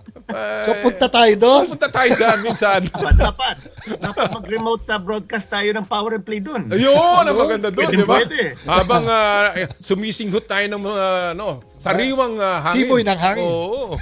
Well, Quinito, okay, let's begin with the very hot topic of the 4-point shot. Dahil alam naman natin yan ang isa sa major innovations ng PBA ngayong season na ito. And obviously, the jury is still out dahil small sample size pa lang naman tayo. But there has been a lot of impactful 4-point shots that we've seen so far. Your assessment sa 4-point shot innovation ng PBA, Quinito? Well, ang conclusion ko, no, even before we talk about the stats, is it's a great innovation. At pati yung mga fans, yun ang inaabangan na ngayon. Every time someone takes a 4-point shot, whether out of necessity, whether to try to shift momentum, or whether it's immediately or widely available, para maganda itong 4-point shot. Meron akong mga nahalungkat na mga stats, and I want to be able to share this with you. No? If you take a look at the number of attempts from 4 points, compared to the number of attempts from 3 points. Itong nakita ko, no? In terms of number of attempts from 4-point distance, we're seeing only 7%. 7% of total field goal attempts have come from 4-point distance. And if you're talking of 3-point distance, 30% of total field goal attempts are coming from 3-point distance. Ito naman ang accuracy level natin. From 4 points, believe it or not, no, the accuracy level is less than 25%. Less than 25%. Sa 3 points naman, ang accuracy level is about mga 35%. That's par for the course. If you combine both stats, doon makikita mo, no, in terms of total number of attempts, you're seeing about, I would say about mga 35 to 40 attempts are coming from 3 to 4 points in every game on average. What these stats tell you is that, number one, the 4-point shot is not a high percentage shot. That's very obvious. The 3-point shot is not a high percentage shot compared to a 2-point shot, compared to when you're under the basket. So you go to a 3-point shot and you go even deeper to a 4-point shot when, number one, kailangan. Necessity. You're under duress. You need a 4-point shot to either tie the game or to win the game, send it to overtime. Nakita na natin in this conference, meron na tayong 4-point shot connection that won the game for Converge over TNT. And even last night, in the game between Blackwater and TNT, there was a very critical 4-point shot with about 30 seconds to go that killed the hopes of Ginebra to come back and beat Blackwater. Kanya, malaking bagay yung 3-point shot, at saka yung 4-point shot. But I think the long-range weapon of choice is still the 3-point shot.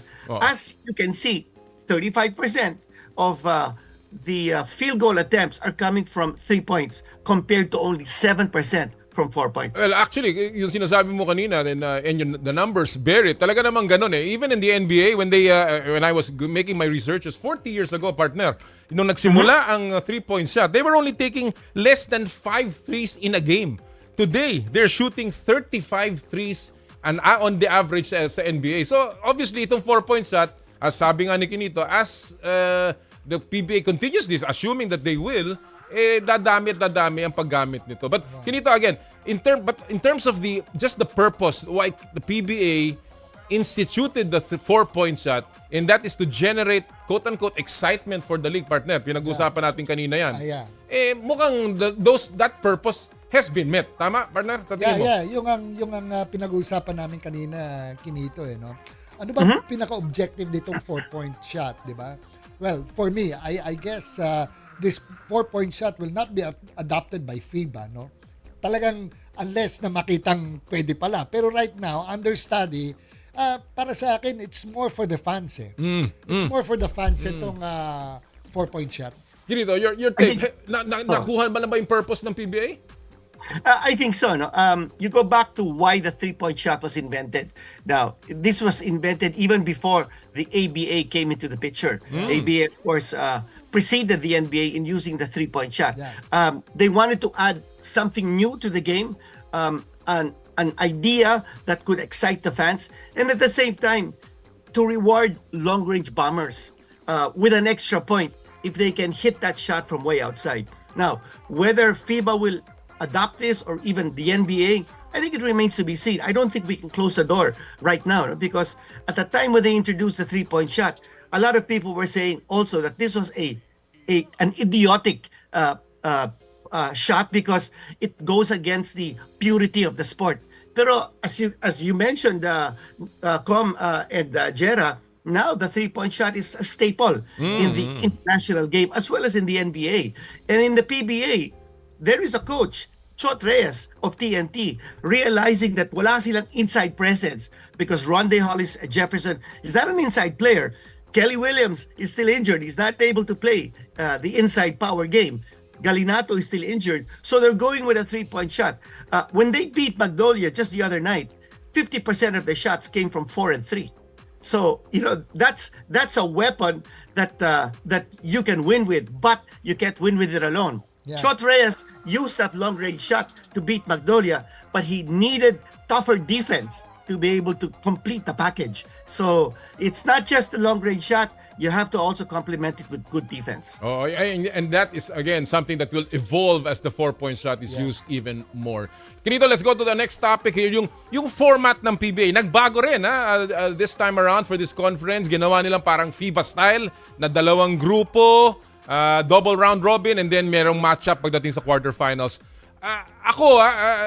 Again, we're used to this. Pero may mga iba nagsasabi, naku, hindi magtatapat yung klasiko, yung klasikong ganon. Yung mga matchup na gusto nating makita. What do you think is the pros and cons of this format, and how does this affect the excitement also of the PBA? Well, I think it's very exciting. Let me also tell you that I was involved, or I participated in a minor way in the Board of Governors planning session in Osaka this year, and a lot of these rules, a lot of these innovations were talked about and discussed quite thoroughly.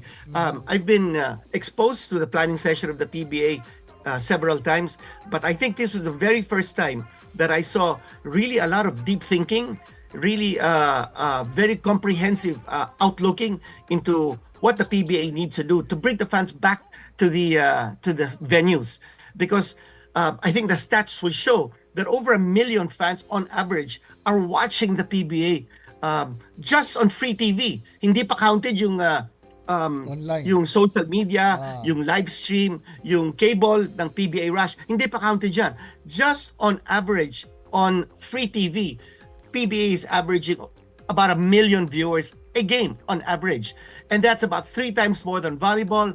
That's way over MPBL and the other sporting events. So the challenge for the PBA board was to try to bring those viewers on free TV as well as in live stream and on cable over to the venue. Kanya, I don't know, if you go to watch a PBA game right now live, makikita mo maraming mga in-venue entertaining innovations. Yung ating yung mga kiss cam, yung mga bongo cam, yung mga kung ano-ano mga cam, and pati yung mga karaoke cam. It's all about getting the fans involved and interactively participating in the entertainment of the PBA. Now, sliding over to your question about the tournament format, I think this is also one idea that the PBA hatched along with the 4-point shot to make the game even more exciting. Now, you're saying that, paano naman yung matchup? First of all, yung groupings were not done arbitrarily. Yung Z system ang ginawa nila. So they graded the teams based on the finish of last season, 60% for Philippine Cup, 40% for the Commissioner's Cup, yun ang weighted average. And then you rank them according to their finish. So it became, last place was Converge, so Converge came into Group A. Tapos next to the last was Blackwater, so that went to Group B. And then you go to the Z system of the ranking system, and you will find Meralco being the number 2 team in the league in one group, and San Miguel in the other group. Now you have Ginebra, which was number 3. All odd number ranking teams are now grouped on one section and all even on the other section. So talagang gano'n, no? That's how the ranking system goes. It's not arbitrary. Now, yung magkakalaban yung mga classic teams, I think you're gonna see that in the playoffs. Depending again on how they finish, no? Because sa playoffs, number 1, wala na yung twice to beat.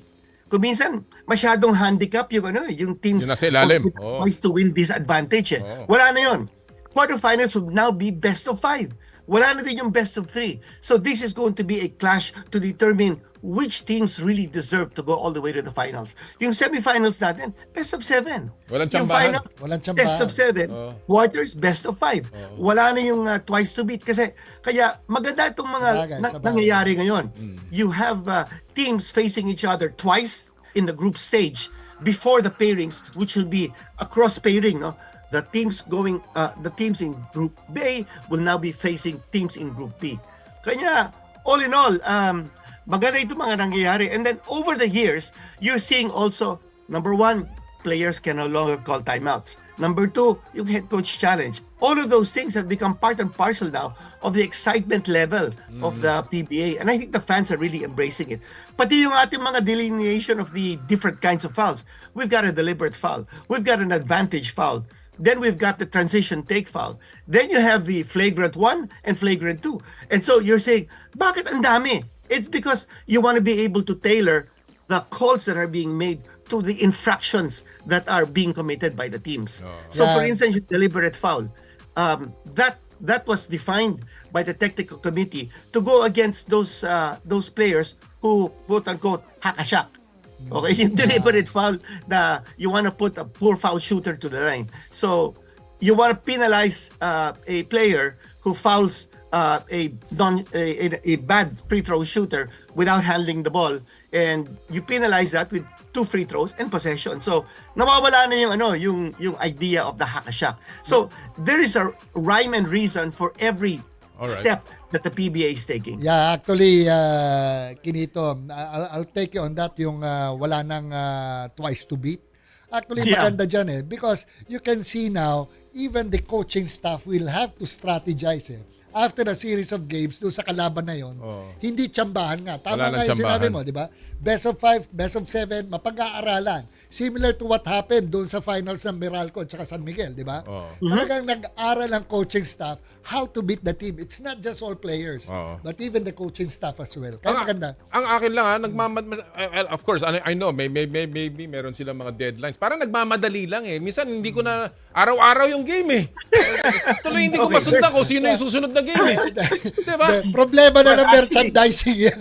Actually, the players are also feeling it because wear and tear. But again, yung sinasabi ko kanina, there is a rhyme and reason for every step that the PBA is taking. And the reason why we have 6 playing days a week is because, number one, we need to be able to finish the conference in time for the FIBA window. There is a FIBA window coming up in November. There's another FIBA window in February. So we have to make time not just for the games of the FIBA window, but also for the preparation time for Gilas before that. And the players are coming in mainly from the PBA, although there are some players also from overseas. So that's number one. Number two, well, we have a commitment to the EASL. And that's I think that's a major measure of the PBA in terms of growing the regional marketability of the league. And if the PBA is exposed more to the region, I think it's going to make a difference and in terms of impact on the marketability of the PBA. And I think the PBA teams are taking the EASL very seriously in this coming season. And maya, I think a topic is the EASL. We'll talk about that, no? But the EASL will begin kasi on October 2nd. And it's going to be a double header with San Miguel and Meralco playing different teams at MOA.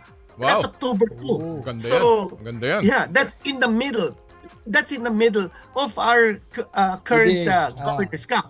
So we need to be able to make time for San Miguel and Meralco to play those games and at the same time play in the Governor's Cup. Kanya, ang daming mga things. And kausap po si Deputy Commissioner Eric Castro and tinanong ko sa kanya, gumagamit ba kayo ng computer program for the scheduling? Ang sabi sa akin, imposible. Mano-mano to. Sabi ko, You've got the 3 PBA conferences, you've got the EASL to factor in, and sabi nila, it's because of the availability of the venues. The reason why about 80% of the elimination games of the Governor's Cup are being held in Ninoy is because hindi available yung ibang mga venues Ang dami kasing mga nakalinyang mga concerts, kung ano-anong mga events, and that's one reason why the PBA is playing in Ninoy. Not that Ninoy is a bad venue. I think it's a great venue, pero you'd want the PBA in venues that have a lot of people traffic. So, kinakabay kami na lang yung schedule. It's very, very difficult now because there are so many factors to consider in making a schedule. Kaya biglang naging mahigpit yung schedule ng PBA. 6 playing days a week. Grabe nga Well, we're running out of time here. So I just want to move forward a bit, now that the PBA is talagang mainit ang aksyon na Quinito. We're almost halfway through the first round of the double round robin sa elimination round. What so far to you is the power rankings among the teams? If you're gonna rank at least the top 6 mo, sino sa tingin mo ang power rankings right now, Quinito? Wow, so difficult to say, no? Because Rain or Shine is number 1, the only unbeaten team left, no? But if you look at kung sino mga tinalo ng Rain or Shine, Blackwater, tapos Ginebra, they beat Northport and Phoenix. So a few lightweight opponents. So you really need to see whether ROS can withstand the strength of the powerhouses. But I think offhand, without saying number 1 to 6, my top 6 teams would be, first is TNT. They're number 1 in defense. And this team is very, very well coached. I think they've got a solid import in Rondae. He's number 1 in assists among imports, and he's averaging over 30 points a game. This guy is a game changer. So any team that has a Rondae Hollis-Jefferson, you have to rank that team pretty high up. Problem with TNT is that they rely so much on the long range shot, which is a low percentage shot. But if they play the tough defense to complement it, they'll be okay. I think number 2 is Rain or Shine. They've got a solid import in Aaron Fuller, who's averaging 20-20. I mean, 22 points and 20 rebounds a game. That's major. He's a perfect fit for Rain or Shine. There's a reason why they're 4-0. Number 3, I think San Miguel. You can never discount a team that has the 8-time MVP, JMF. And plus, you've got an import like Jordan Adams, who already scored 50 points in one game. Even with Gilmar Fajardo as his teammate. So, San Miguel has to be there. I also think that Barangay Ginebra with Justin Brownlee will be there. Right now, they're struggling. The record is only 1-2. But, as the season comes along, you're going to see a healthier Scotty Thompson. Unfortunately, we may not be able to see Jamie Malonzo in this conference, but you've got a Justin Brownlee, and this guy is a marvel, and he already has 51 points in one game. I think Meralco, you can see Meralco coming off a championship conference, their level of confidence kakaiba. Ang galaw nila, and they're not playing at full strength. Hindi pa nga naglalaro si Almazan. Mga injuries pa, bigla. Yeah, but and Aaron Black is injured now, may not be able to play for a few months, but you can see that yung aura, yung vibe ng Meralco, parang championship vibe. And I will tell you something about Meralco a little bit later on, Com at Jera, when we talk about EASL, because they have a surprise for fans in the coming EASL. We'll talk about that later. First time this will be divulged in the public. Yeah, and then after Meralco, my number 16 is NLEX. Well, I think NLEX is a solid team. They're number 5 in offense.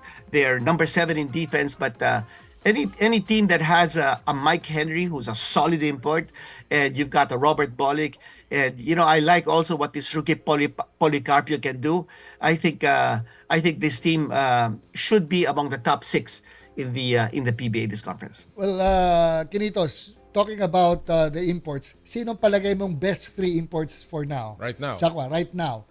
Isama mo na yung King na bagong import ng... Well, jury's still out on George King, pero ang sabi ng mga taga Blackwater sa akin, ang pangalan niya hindi na George King. Ano na ang pangalan niya? Ang pangalan niya, King George.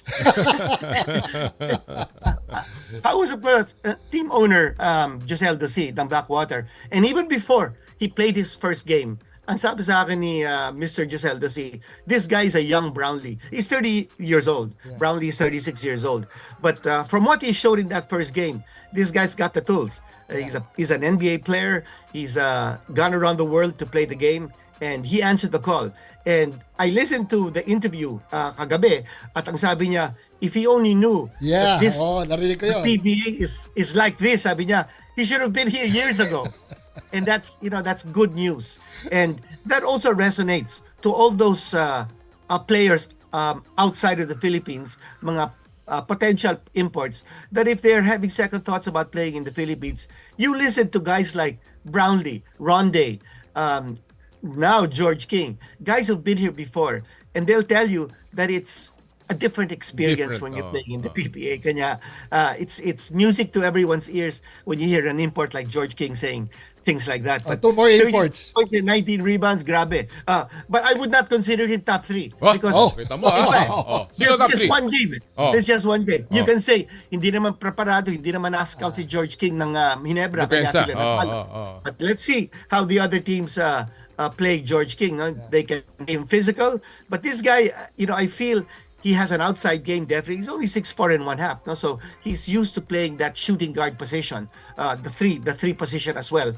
But I don't know, because if you're a guy who plays outside like Rondae, you have to be complemented by good interior defenders and also an inside threat. That's why Jordan Adams is perfect for San Miguel because he's got a JMF.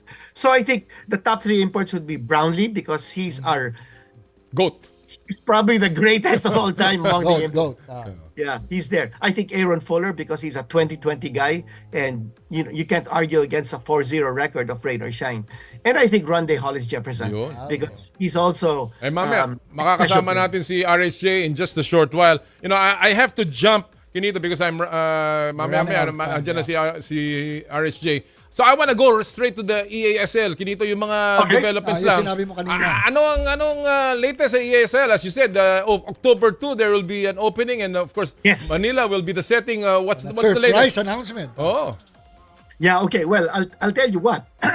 Yung EASL had 8 teams last season, but because of the popularity of this league regionally and because parang eyes were open, especially in the China Greater Bay Area section, para nakita nila, sandali, mukhang maganda itong EASL. Biglang-bigla pumasok ko yun ang Hong Kong Eastern and the Macau Black Bears. Dalawang Hong Kong teams. Yes, parang sabihin natin China Greater China Bay Area teams.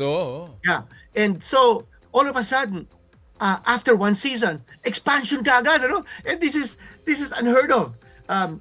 EASL wanted to have an expansion after 2 or 3 seasons, but because there was such loud knocking on the door for these 2 teams to enter, sabi ng CEO ng EASL, Henry Kerens, let's open the door, let's find out what Hong Kong Eastern and Macau can do. So now you've got 10 teams now in the EASL. And you split them into 2 groups, but they play among each other. But within each group, you play 2 kasi 6 regular season teams games per team yan eh. So if there are 5 teams now in every group, you play 3 teams twice and 2 teams once. So it's just a drawing of lots. So you have San Miguel, Meralco playing 3 home games. They will play 3 home games in Manila. All right. Opening doubleheader will be in MOA. The rest of the games will be in Phil Sports Arena. So, ito yung sasabihin ko sana. Sige, para bago tayo magtapos. Okay, this is a big piece of news. I was talking with Meralco coach Luigi Trillo last night, and he told me something very, very exciting. Because EASL allows teams to bring in a naturalized import. Okay, a naturalized player outside of the 2 regular imports that you can have. Meralco is now planning, and I think they've already contracted Ange Kwame to be the 3rd import in the league. And that's tremendous. So they can have Alan Durham, assuming that they keep Alan Durham. Then they can have Brimo, assuming that they keep Brimo. And I understand they're talking to a top-notch European player to complement them. So aside from those 2 imports, you've got Kwame. So siniseryoso nila. Yes. Yan. And then you've got seryosohin, kakayanin. Yusab, you've got Maliksi. Maganda to. Magandang gulangan ito. And then for San Miguel, I was also talking with the team manager, Jim Abanilla. Ang dami na nilang plano for the EASL. They're thinking of, first, Benny Boatwright will not be available until November. Okay, so while he's recuperating from his surgery, they're going to be using Jordan Adams. Maganda dito is that yung EASL will be starting during the Governor's Cup. So, yung Governor's Cup import ng PBA, once it ends, yung Governor's Cup, the contract can be extended for them to stay on for the EASL. Tapos yung import in the second conference or the Commissioner's Cup, import kasi doon, unlimited height eh. Alright. That will be the primary import for EASL plus the Governors Cup import. So wala nang problema in terms of chemistry yung dalawang imports ng mga PBA teams. Tapos kung lalagyan mo pa ng naturalized player, that will be an extra weapon for the PBA teams in EASL. Maganda to, magandang laban. Magandang ano to. And we look forward to that, of course. Marami pa sana tayong pag-uusapan, but Quinito, I have to cut it short. Alam naman natin kailangan ko kay Quinito 1 oras. Kaya, but still, what a great pleasure to have you again on the show, Quinito. And we look forward to seeing you in the games. And of course, sa PBA, pagdating ng semifinals and finals. Thank you so much, Quinito. Maraming salamat. Thanks, Quinito. Thank you. Mga kaibigan, Quinito Henson, the Dean of Philippine Sports. Again, talagang giving us all of those breakdowns ng PBA. Galing. And of course, itong balita sa EASL. And talking about, of course, the PBA, well, we're very lucky to have with us. And we put the spotlight sa isang, sabi nga ni Quinito, top 3 import of the PBA in the spotlight.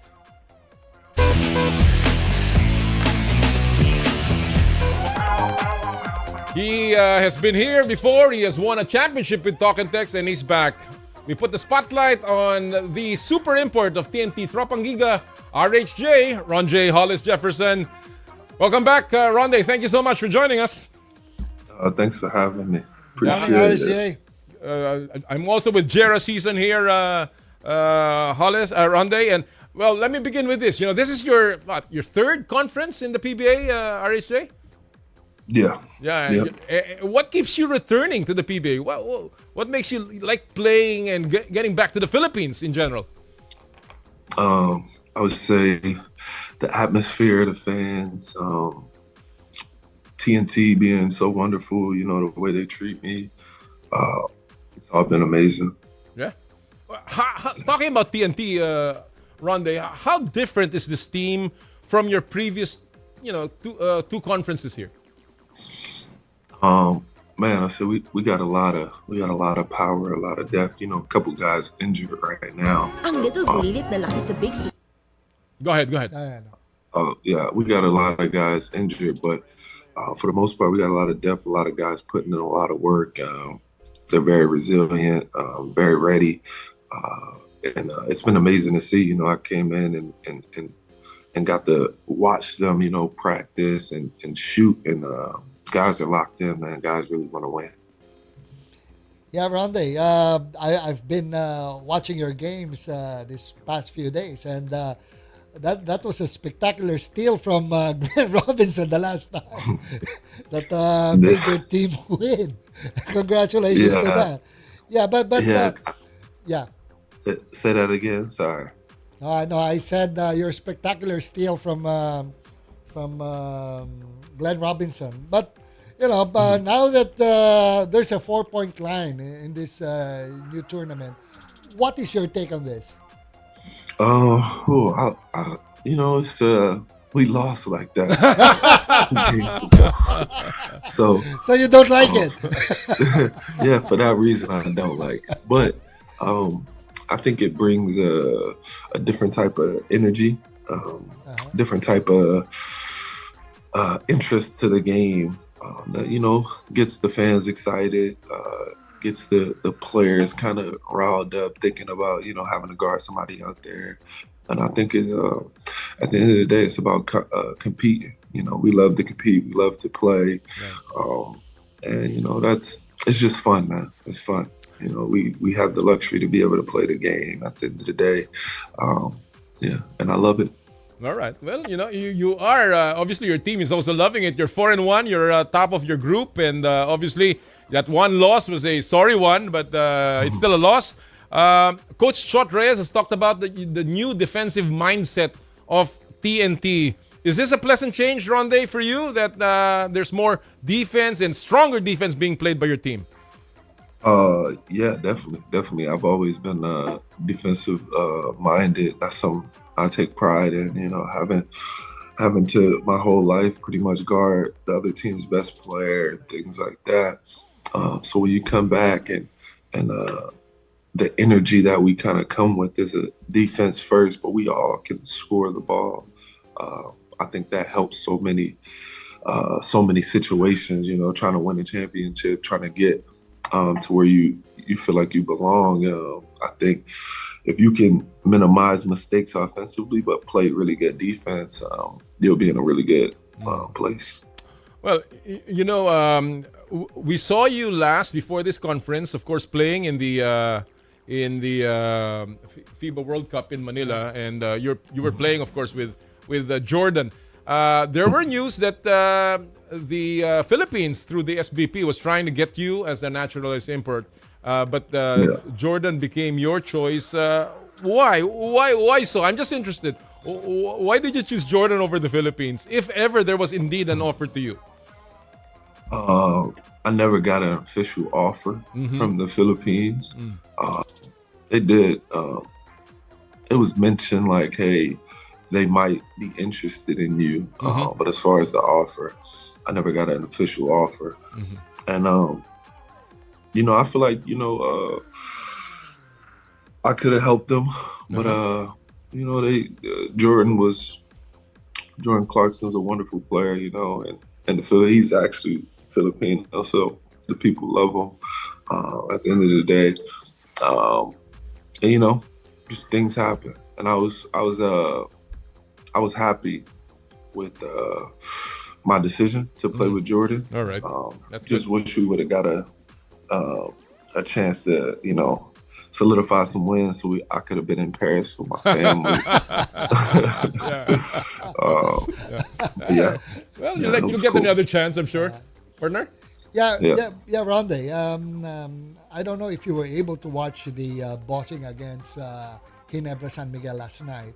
And, their import, George King, played a spectacular game.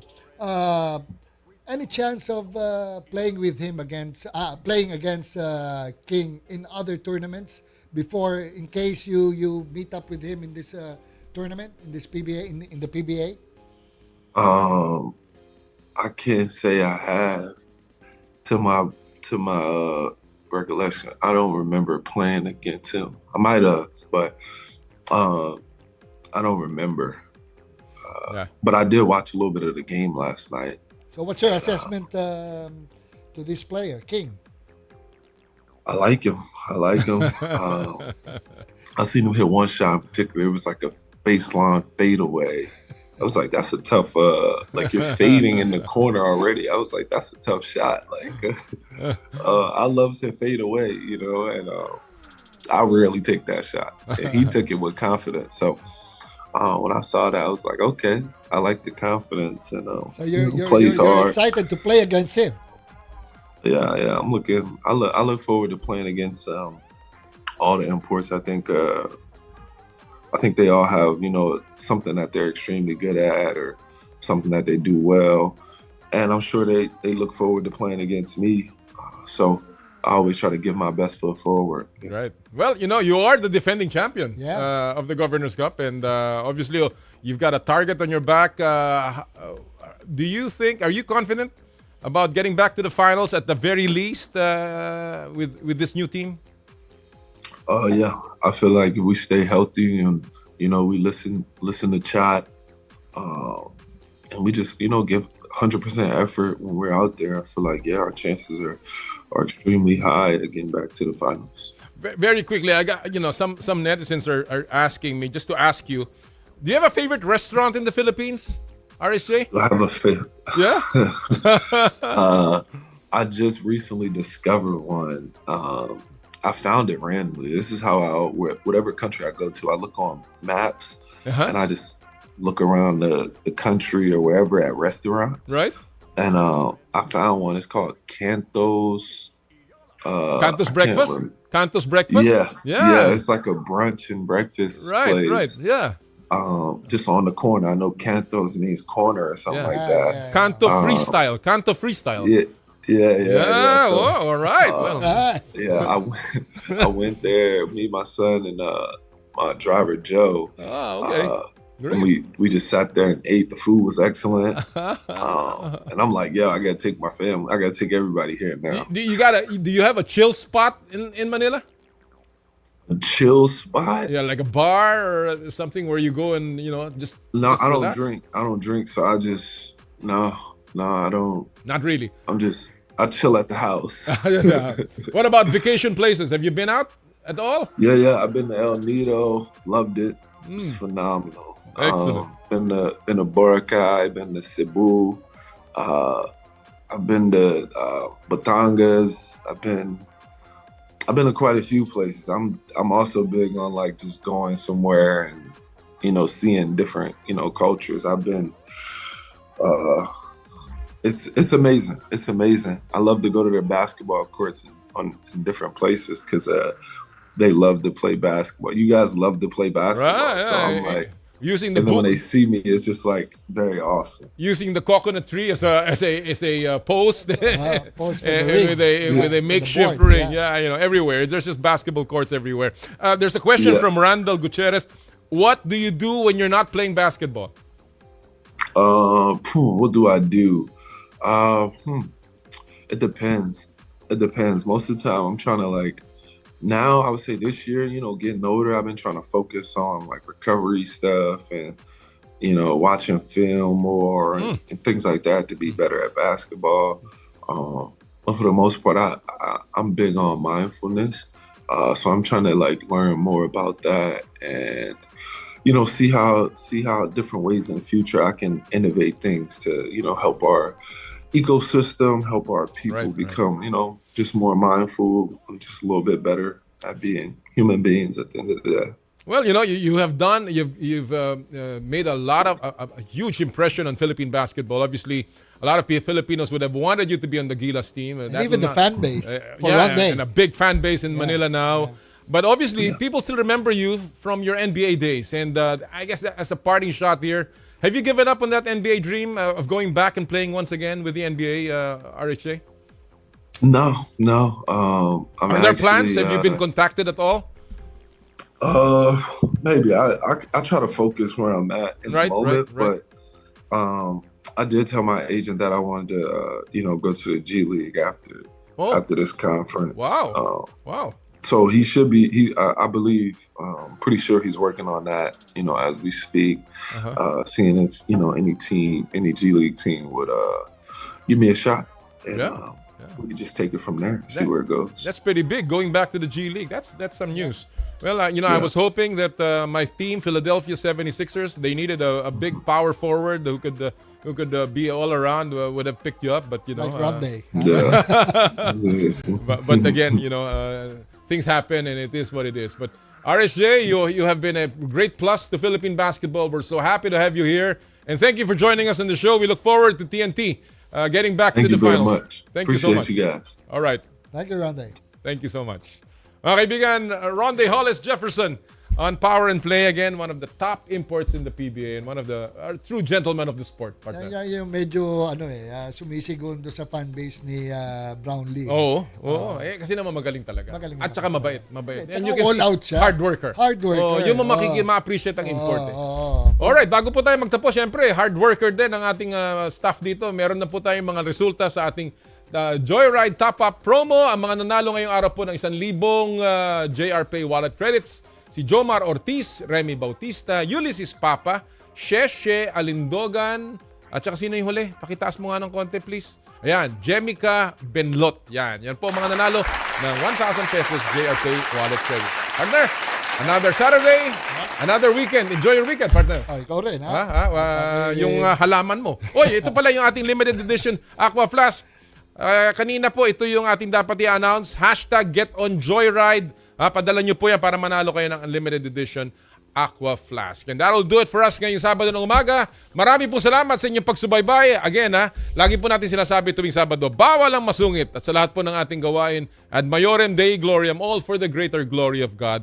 Kami po ang 1PH, teleserbisyo para sa Pilipino. Susunod na po ang inay ko po. Happy sport evening sa inyo lahat po. More power! More play!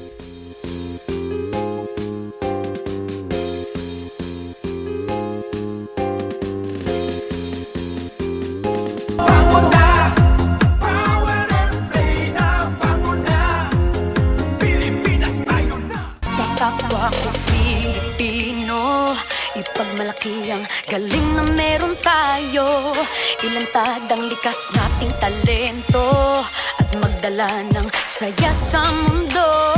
Sa harap ng pagsubok ay di susuko. Para sa pangarap tayo'y porsigido.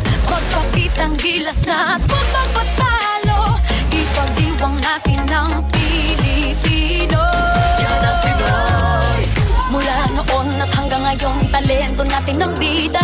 Mula sa simpleng bakuran hanggang entablado natin ipakita. May pagsubok man ng Pinoy, pinalalakas ng saya. San man tayo sa pulo, Chumbe, Sibay, Lakay, Amiga. Sama-samang pakita ang galing natin katropa sa kapwa ko.